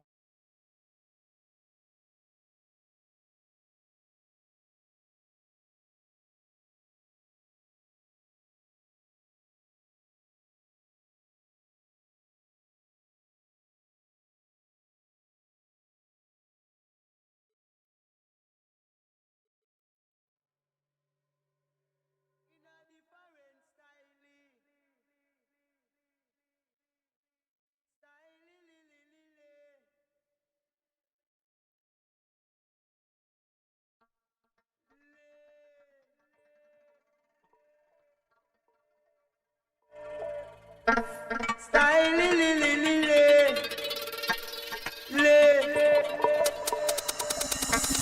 Style, li, li, li,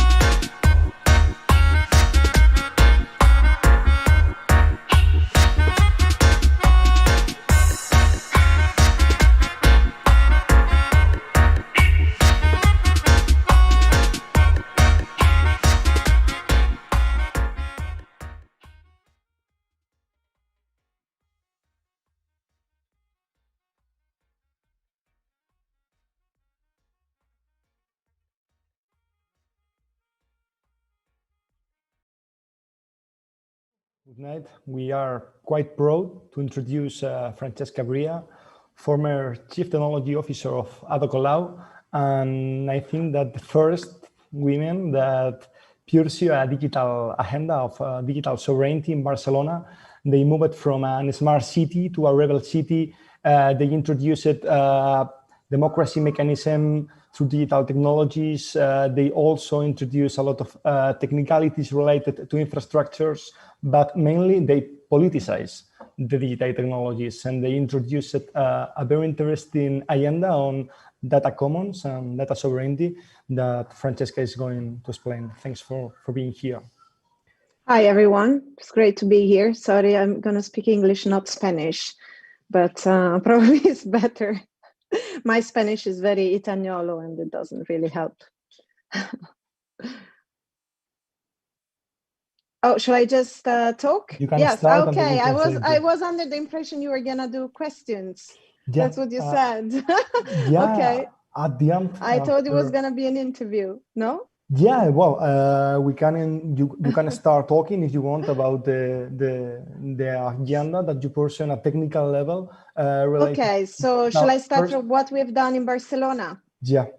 Yeah, so yes, so as Ekaitz just said, I used to be a commissioner for technology and digital innovation of the city of Barcelona. And this was something that basically Ada Colau decided to that it was very important to align the technology agenda with the rebel city agenda that Barcelona pursued in the first mandate when she became mayor. And as you all know, I mean, that was a social movement that brought Ada to power. She is the first woman mayor in Barcelona with a very strong social agenda. And we knew that to become a digital city and a smart city, it was not at all about technology.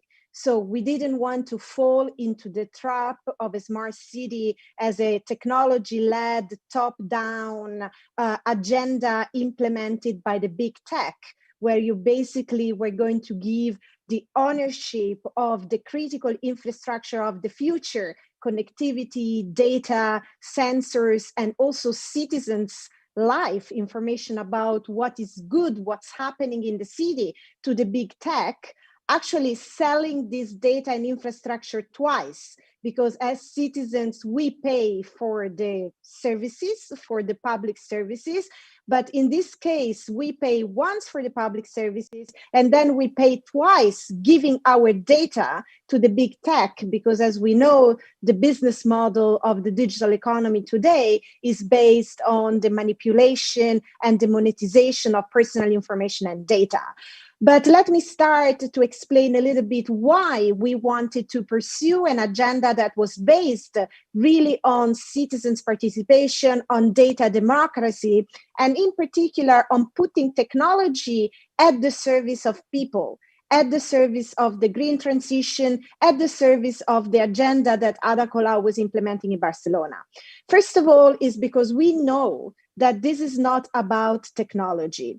This is about reshaping the relationship between citizens and their government. So it was really about democratic legitimacy, that as we know, it was very much under threat, in particular during the Indignados movement, after the first financial crash, and the political legitimacy, I mean, the legitimacy of the political class was very minimal. So it was about really reshaping this democratic relationship between the public sector and the citizens, and making sure that we could change politics by bringing in citizens in the decision-making process. So the DNA of the Barcelona experiment was about reshaping participatory democracy.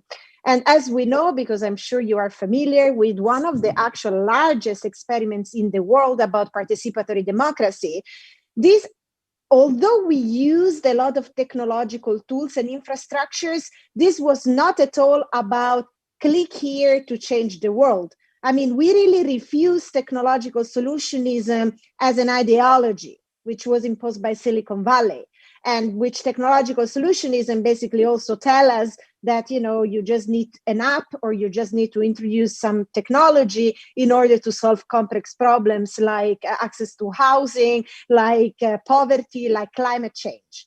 So we knew that this was absolutely not the case. And that we needed to have a hybrid of a participatory process between offline. So we spent like almost 1 year of the first mandate of Ada Colau shaping a large-scale participatory movement where, you know, people were going in the street, doing citizen assemblies and consulting citizens on the main decisions that the government was taking. And then we developed the platform that you all know, which is called Decide in Barcelona. It's open source, the data is secure, and in particular, it's the property of the citizens of Barcelona. It is managed and developed as a public good, as a common good, and it is owned by the community itself that is also now developing it, because Barcelona Decidim, that was used in the first mandate of Ada Colau, and now it's still in use in Barcelona. It is now a platform that is used by 120 cities around the world. More than 80 countries are using it. So this also shows that this kind of local experiments can scale. They work on a larger dimension. And so we started from this hybrid of online democracy and offline democracy. I mean, overall, we tracked that it's more than 500,000 citizens of Barcelona participated in the policymaking process of the city. More than 70% of the proposals that became the action plan of the city of Barcelona came directly from citizens. I mean, this is really impressive because you know, we know that one of the problem of policy making is that it's opaque, that it's just made by experts, that, you know, it's very hard to integrate the collective intelligence of citizens in the decision making process. Then, having said that, we also did something more. So we wanted to move, as I said, away from a paradigm of a smart city controlled by big tech and the model of surveillance capitalism based on, you know, only few players that are monetizing and selling citizen data in exchange of free services, to a model of data sovereignty and technological sovereignty. By technological sovereignty, I want to be very clear here what we mean. So first of all, we mean that today technological sovereignty also means political and economic sovereignty. It's impossible to have a political sovereignty and an economic sovereignty if you do not have a technological sovereignty. For many different reasons. I mean, because technological sovereignty means, it also involves national security, economic competitiveness, a new geopolitical dimension, which is very strong today, that we are facing, you know, now talking like geopolitical, a battle for technological supremacy between the two biggest economies of the world, the US on one side, with a kind of big tech model led by Silicon Valley, and China on the other side with a kind of big state model where they have a very centralized control, in particular of citizen data, and of course, economic and political power very much centralized in the Communist Party of China.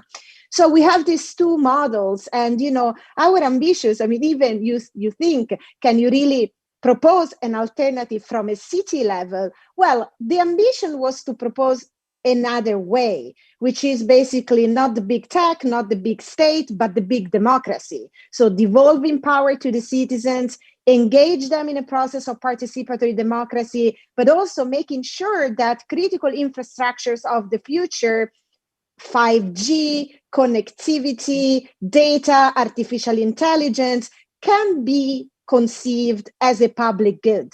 And in particular, the question of data, I think, is very important, because today, well, we know that data is the raw material of the digital economy.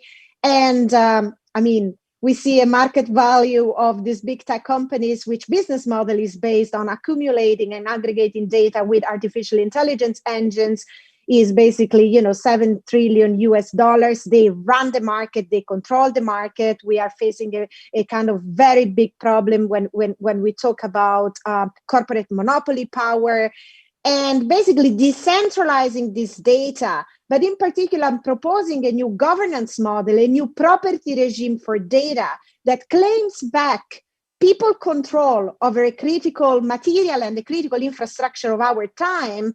For us, it was particularly important. Also because if you use this technological infrastructure and data to serve people, you can really put it at the service of the political program of the city of Barcelona. So regaining sovereignty means that you can leverage this power that you have to solve the question of, to have more affordable housing, sustainable mobility, fight against climate change, renewable energy, rethinking the production model, and rethinking the future of the city. So this is very important to understand, also because, I have to be very concrete here. For instance, Ada, she's not like a technological geek. I mean, I've been working in this field for many years. So for me, this question of technological sovereignty and what to do with data to reclaim it back as a public good has been always very important, because I understand the political power that this program has. But for instance, Ada understood it in a different way. She understood it because this has a very strong impact on the policy of the city. Let's think about Airbnb. On a certain point, when you understand that these big platforms come to your city and they have a very strong impact on the price of housing, basically halting your agenda of affordable housing, because it's not possible anymore. You have more evictions, people cannot afford to pay their homes, people are removed from the city center. So you see all these phenomena. And also you go there and you ask Airbnb, can we see how you are affecting the price of housing in our city? It was impossible, because we did not have access to the data of the platform. And we could not know, what is the impact of this business model on this very fundamental thing, which is our policy of affordable housing. So take Uber. How is Uber affecting public transportation in a city? Big time. So we have seen big conflict over public transport.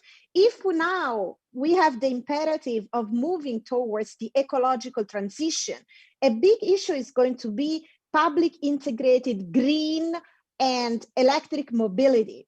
How are we going to implement a smart grid, electrifying all our infrastructure, monitoring the data so that we are able to provide a kind of public transportation system that people expect of the quality of Uber, if we do not have access to that data? And how can we fight platform monopolies such as, these big companies, but also such as platforms like Airbnb and Uber, if we are not able to understand it, and if we are not able to basically set some condition on how they do the business in our city? So in practice, what we have done with the question of data are two main things. The first thing is that we changed the public procurement contracts of the city of Barcelona. So as we know, public procurement is a big issue for all public sector. This is what governments do. They take public citizen money and they invest it to buy services and infrastructures. So what we've done is we have introduced data sovereignty clauses in public procurement contracts. I mean, we have also introduced open source clauses. We have mandated for ethical digital standards, for interoperability, for ethics and security by design in the service we develop. But the question of data sovereignty, I want to explain. So by putting these clauses in the contract, what it means is that today, no matter what the city of Barcelona is contracting in a public procurement process, it can be the telephone contract, the telecom contract, or it can be the mobility or the transport service, or it can be the waste management contract or the lighting of the city. There is a clause that says that whoever wins the bid has to give back to the city of Barcelona the data in machine readable format. So this data can be consumed by artificial intelligence engine. And this data is considered a public infrastructure, a common good on top of which you can use, on top of which you can build artificial intelligence modeling, you can build new services, to fight climate change, to improve mobility, for better education system, education tools, whatever it is, new services based on this data, which is a public good that belongs to the citizens of Barcelona. On top of that, we even went beyond that. Of course, I have to say, I don't know, Ekaitz, how much you want to go into the details of this program, but of course, I mean, transforming government digitally means creating new skills, hiring new people. In Barcelona, I've hired 65 people. Many of them came from, younger, much younger, with new skills coming from technical universities, some with data science skills, of course, that you cannot find in the administration today. So you need a new capacity, like a smart bureaucracy, to transform government. But having said that, now with that data, we are also able to mobilize, to do many more things, to take better decisions about the management of the city, to run the city more in real time. So we gain the critical know-how, the critical knowledge, and the critical also assets, because this is has a lot of economic value. So we show that you can mobilize data not only for private profits, to do advertising, to do political targeting, to improve the services of the big tech, but you can use it to create public value, to improve the city, to make it greener, to make it more, to make it more accessible to everybody. So you can really transform the city by having this kind of approach. And of course, then we created the Decode project that maybe many of you know, which was also going a bit beyond that. And we said, okay, let's really experiment giving even more control to the citizens, because many citizens don't really want this data just be owned by governments or by the big companies, but they want to be like in control themselves. And the Decode project is basically created tools that are decentralized, privacy enhancing with strong cryptography, and that allows citizens to decide what data they want to keep private, what data they want to share, with whom, and on what term. So this is what we call a new social pact on data, a new citizens pact on data, where we give back the value to the people. So we create public value through data using decentralized and privacy enhancing technology. Just let me close maybe here, because of course we can say a lot of things about what we've done in Barcelona, by saying that, of course, also having the possibility of creating some understanding about the importance of linking technology, economics, and politics to make it a political issue, to reclaim data sovereignty as a central political issue of our time, because we know that who is going to control data and artificial intelligence and the infrastructures underlying that will set the rules, will set the new institutions of our society. It is not about technology. It is about who is going to control education, who is going to control, the transportation, the mobility of our cities themselves. I mean, this is changing the way government operates. So it is really having to do with our welfare state. It's having to do with our political model, because do we want a digital society that has fundamental rights of citizens at the very core, data sovereignty, citizens participation, workers' rights, environmental rights? Do we want to mobilize technology and data at the service of the green transition and the ecological transition to fight the main problem of our time, which is climate change? Or do we want to continue to, to have this critical infrastructure and services exploited under the model of the big tech that concentrate industrial and social power in a way that we have never seen in the history of humanity? And, they're going to be posing a lot of big political questions, like antitrust, like taxation. How are we going to tax these companies? I mean, now these are the topics that are discussed at the European level.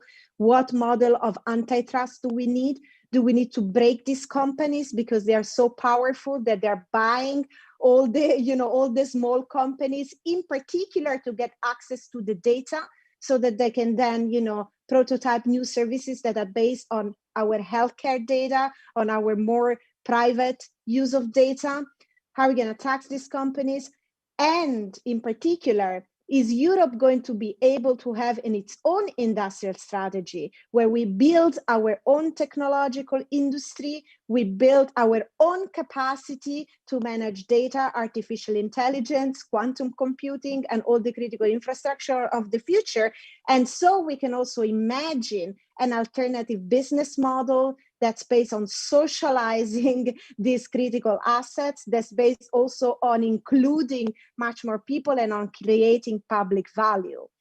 So I think these are the fundamental questions that we need to ask. And to come back to the issue of can it really a local experiment done in a city show Europe or to the world what needs to be done? I think yes, because the problem is also to put these ideas into practice, to give power to communities, to give power to the people and to the citizens so that they can experiment alternative models with these technological infrastructures, and then to put pressure so that these models can scale up at the European level, where of course, I mean, we need this European level at least, and in particular now after the pandemic, with the Next Generation EU and the Recovery Fund, we have to be able to direct all this investment into building this alternative capacity of society. Because otherwise, Europe will become a digital colony, which is basically a sandwich between the big state of China on one side and their technology champions, and the big tech of Silicon Valley on the other side with the data monopolies. And so we need to regain our technological sovereignty, which, as I said at the beginning, also means political, economic, and geopolitical sovereignty, and then, you know, put forward those kind of alternatives. And I think that the network of cities, which are empowering citizens and, you know, developing these services for the green transition, for like affordable housing, to solve concrete problem of citizens, and they're showing how this can be done, are the places to start. So let's start from a network of rebel cities that put, you know, technological sovereignty, ethical digital standards, citizens' participation at the very center, and then let's scale it up as a European program that we can put forward right now. Francesca, I mean, as a city, I guess you experimented some limits because of the lack of power of the state in Spain. We are seeing right now in the context of the coronavirus, we are seeing like Telefónica, Iberdrola pursuing very straightforward agenda on smart cities, disempowering all the public services. Which were the limits that you saw on the city level, and which should be in your ideal scenario, the role of the state, or what are you doing there in Italy right now? I mean, you have some money to invest. That's the way, having that money. You told something that was very interesting. Public money, public code, and you established a rule like 75% or something like that of the public money should be invested on open software technologies. Yes. It's that a kind of approach that can be scaled up on a state level. What could be done? Yeah. So thanks for reminding that. Maybe I didn't say it very clearly because I focus a lot on data sovereignty, but we also had a very strong open source policy, open standards, interoperability, all of that. And in fact, we had in our policies that 80% of the investment of the city of Barcelona in IT had to be in open source, in free software and in open standards. And this is something that the team now is continuing. I mean, this is not easy because, of course, of the reliance of this type of proprietary infrastructure in government is very strong. I have to say that also the lobbying of these companies is very strong. So if I have to say what is the main obstacle at the beginning, it was exactly this lobbying power. And this lobbying power is not only the lobbying that they do on a day-to-day, but it's also the ideology around digital. So many people talk about the digital as it is something neutral, as it is something absolutely non-political. So now even with the recovery plan, you know, 140 billion, I mean, 20% of the recovery fund are going to be going into digital. And it's very important that we politicize the question of technology here. What it means, you know, when our education system is going to be digital, what it means when our healthcare system is going to be digital, who is going to run the critical infrastructure in cities, who is going to own the data, what kind of economic and business model we have regarding the data and the diffusion of innovation in our society. These are big political questions. What is the role of Europe in this geopolitical moment? where, you know, we really see a big fight due to who's going to control the microprocessor, the artificial intelligence, and the quantum computing of the future. This is not technology. This is going to be across the whole industrial sector, automotive, agri-tech, space technology, like everything. It's going to be affected by this fundamental fight. So we need to have a discourse also on the left about what we need to do moving forward. So going back, so the question of also this ideological kind of, barrier that of course is very hard to talk about technology in this explicit political way, we need to get rid of that. And then, well, the lobbying is very strong also because we lack alternatives. So we have a lot of open source alternatives. We have a lot of work that has been done in communities, in civil society, also lots of startups that at the moment are creating alternatives, but they're not strong enough. So we need a lot of public investments, also public investments in research, like basic research, research and development, in human capital, in education, in science. So this is a big part of public policy.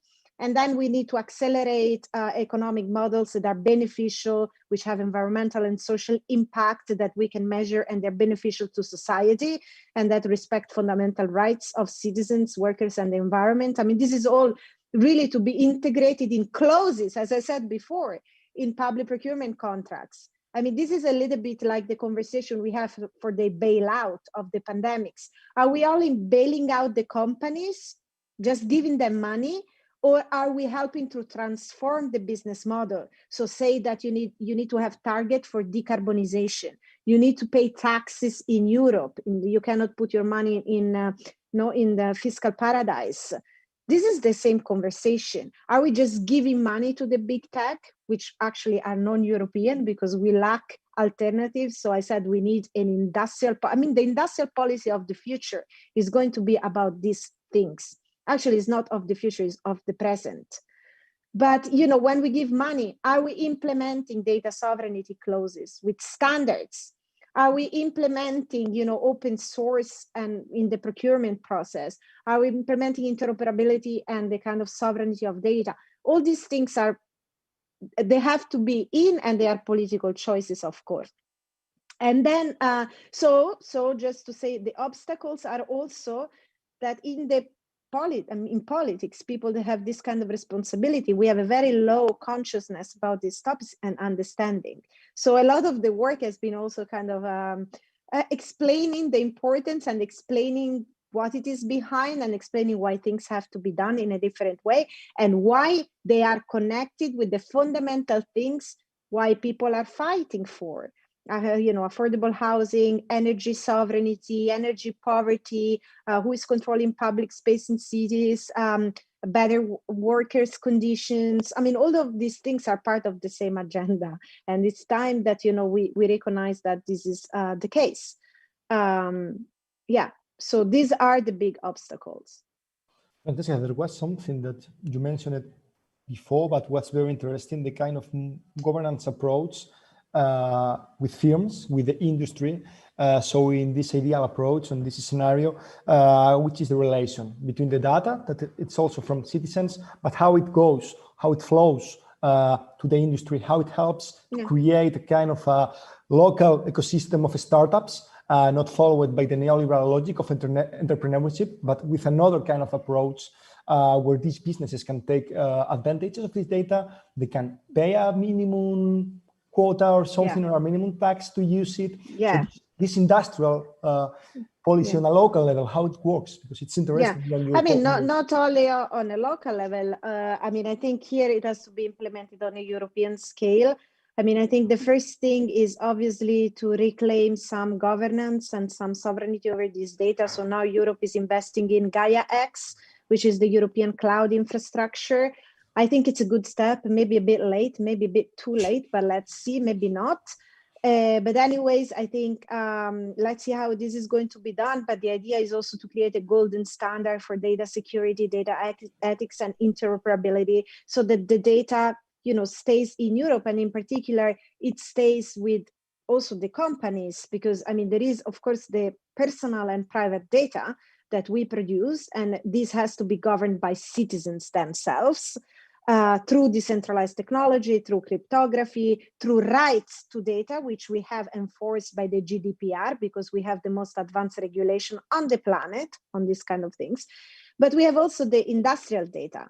And this is important that we keep the industrial data in Europe for the European companies, and the Internet of Things industrial data are going to be mixed between personal data and industry data.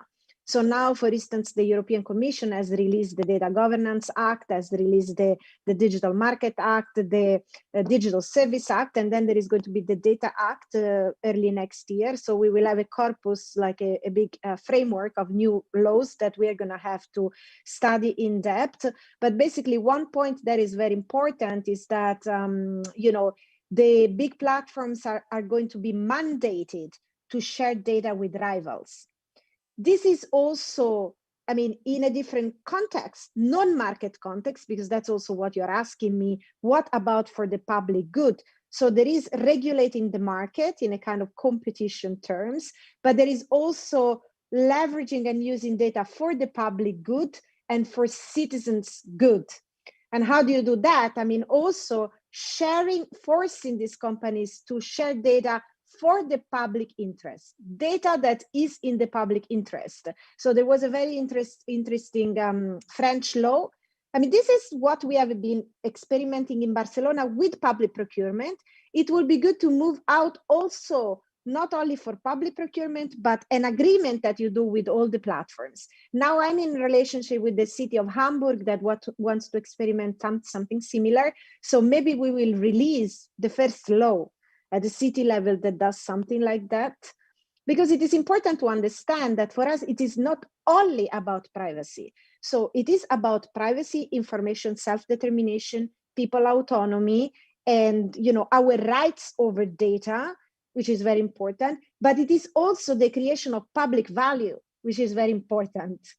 So we want people to be able to share it as a public infrastructure, as a public good, but to share it, to improve the city, to improve services, to create innovation. So you can give access to local companies, to journalists, to NGOs, to citizens, to use this data to create new knowledge projects, you know, because this is what we need. We need this data to, you know, to serve a purpose of improving something or using it with different logic, as you're saying. So not only for profitability, but also to do something, you know, that just benefits society. So these are all options that are on the table and can be done. So they can be done through also policy tools. But of course, I mean, as you know, I mean, Evgeny has been speaking here in the opening session. These are highly political questions. So we have to know that we can act. So this is my message. So the situation is what it is. It's very, you know, we have a corporate monopoly power. Europe is a little bit out of the story. We have to get back into, you know, focusing on this issue as a core political question. But we can do a lot. We can experiment a lot, also at the city level, at the community level. But we need to be aware that these are big issues, and also that we need to experiment also with different, I mean, economic models. And so these are also bigger theoretical questions and bigger political questions that we're going to have to face. I know, yeah, the explanation that Evgeny gave us was quite theoretical and abstract, but basically was based on an idea, like apart from the Startup Nation, apart from all this entrepreneurship propaganda, we have like an innovation and a discovery process that it's under this way, so changing the paradigm of mode of production to mode of discovery. But this needs, in the end, policy purpose. It's a public infrastructure that it's against the private monopolies. So is this something, these public infrastructures should be built not just on a city level, not just on a state level? Should we need at a European level, kind of pan-European approach that can also change the narrative of the European integration that was underway during the last year? Is this a way of abandoning this kind of free market approach to Europe so we can Yes. try to develop another epistemic or another kind of understanding, cultural understanding of Europe. Yes, absolutely. I mean, I think that due to the pandemic, but also due to structural condition, changes in geopolitical relationship between the US and China, changing in the global trade regimes, question over, failures of globalization, failures of globalization that also mean that a lot of countries are talking about reshoring back some of the big industrial assets that were, just basically offshore to Asia. Also due to automation and artificial intelligence that will move profits more and more to the companies and the nations that own this kind of infrastructure and the artificial intelligence. So we risk of having a big impact on the labor condition and the dignity of work that we have to preserve. I mean, we see this in our society with the gig economy. I mean, how much we have to fight against precarization of labor, and the gig economy is really a big challenge because, we need to reestablish fundamental rights of workers in this kind of gig economy. But also, I would say because of the industrial concentration of power. I mean, look, I was quite struck. I mean, now today you have 5 companies owning the market. They are not just driving the market, they are the market. I mean, the big tech today, 20% of the stock market evaluation. I mean, this is huge. We are talking about, such a strong industrial concentration. These are companies that invest 15 to 20 billion per year in infrastructure. And these infrastructures is mainly cloud computing, artificial intelligence, microprocessors, and so on. So this is a big challenge. You cannot do it as a nation alone. We need a pan-European approach for the level of ambition in investments, in industrial strategy, but also in finding a new regulatory framework, and also in reclaiming back the center, which is democracy. I mean, which is society participation, which is workers' rights, which is people rights and people fundamental rights and values, which is part of why we built Europe in the first place. So for me, these things, we can only do it with a pan-European approach. And I want to say that we can have an approach to data and to part of this infrastructure, which is public good. So it has to be a public infrastructure where the state invests, but also really own it, because this is a strategic asset. This is also about national security. And this is also, this is very strong, the need, I think, to have a democratic control. But on top of that, I think we need to have hybrid models. We do need to have startups. We do need to have public and private investments. We need to have civil society experimenting with technology in a completely different form, like the libraries, like the post office, but of the new kind. This cannot only be a centralized state-driven approach. This is impossible. This is not working. And also we need to leverage the capacity of research centers, of universities, but also of the new kind of innovation. Like really, I mean, also, the kind of experiments that are out there. You need to also look at that. So you need a new approach that has to be pan-European, but it has to be something new, which is not going to be how we built the Airbus or how we built, trains. It has to be different. And that's why we need a new industrial policy, and we have to rethink it for the digital age. And I think it's going to be very central to how we rebuild Europe. We still have a minute, and you mentioned something interesting before when it comes to welfare on the European Social Pact or a kind of or something like that. But you wrote an article like criticizing the neoliberal vision to basic income, and you argue that could be an interesting approach for the radical left. How this change on the world of work that moves from Fordism to a kind of digital Taylorism, how can the old concept of worker can be redesigned and use these benefits that we have from artificial intelligence to finance a basic income or something that in the material level can impact the citizens? Yeah, absolutely. Yes, I think this is at the core of rethinking this paradigm. I have to say that this is also very linked to the conversation about we've seen an increased precarization of labor over the last 20, 30 years, obviously linked to, as you say, to neoliberal policies, to actually the regulation of the labor market as such, but also to the concentration of, financialization and the concentration of industrial power that we've seen. And it is going to increase. Many economists say that this is going to increase. Of course, there is a big debate. Are the workers going to disappear with automation? Are they going to be removed? Are they just changing? But anyway, it's changing radically. So it will also be different how we capture and create value. That's for sure. But I think what I do not want to do only, so now there is a lot of fights, for instance, against, Amazon, due to the exploitation of labor. There was this strike during Christmas. We have to also consider that these companies during the pandemic, for all of us, this was a shock. For them, this was a positive shock. So the stock value skyrocketed, they became much richer, their market power increased, and obviously this doesn't trickle down to the workers have less rights. So we are seeing a big movement there against the exploitation of labor and against precarization of the entire sector. But I think we have to go beyond redistributing. We have to be, fighting on the top of how this value is actually created. So we also need to be having an influence on how these industrial policies are set, because we do need to change the business model here, I think, pretty strongly. And so we have to maybe go back to this idea of, because you asked me also before about neoliberal Europe and so on. During the pandemics, we are seeing also how we're suspending state aid.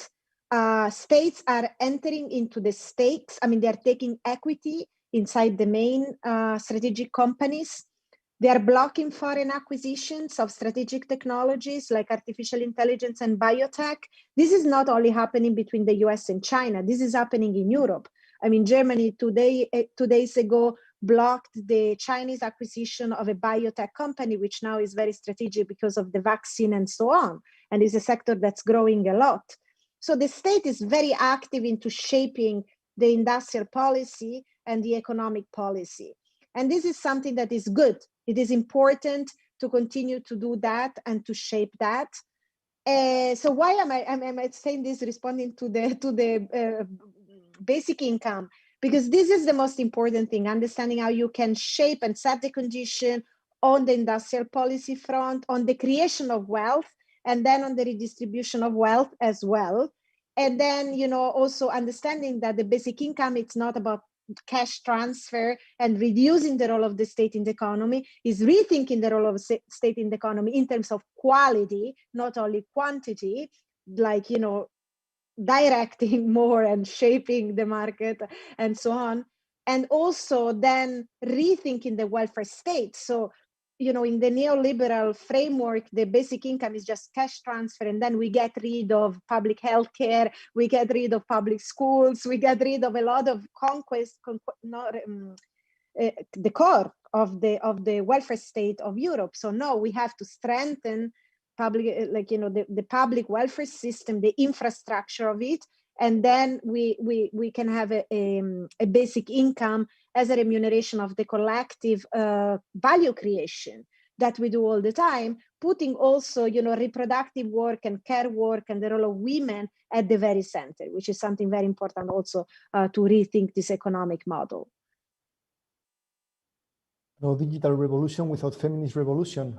This is absolutely, yes. We have to close with this, that a digital revolution has to be also a feminist revolution. Absolutely, yes.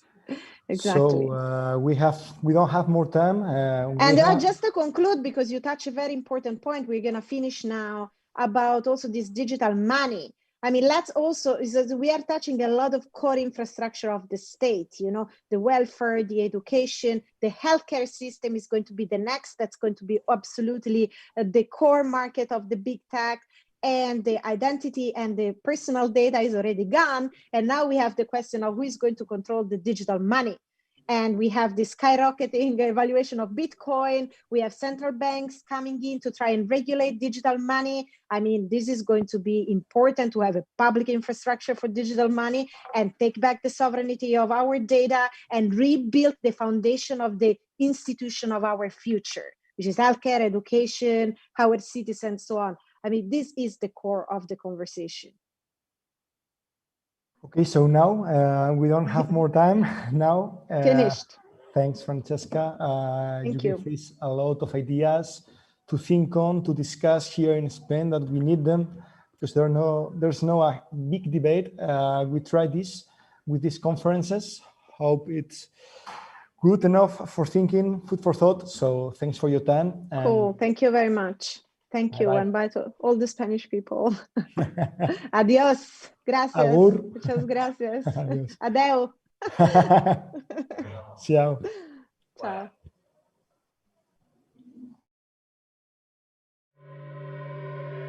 In a different style,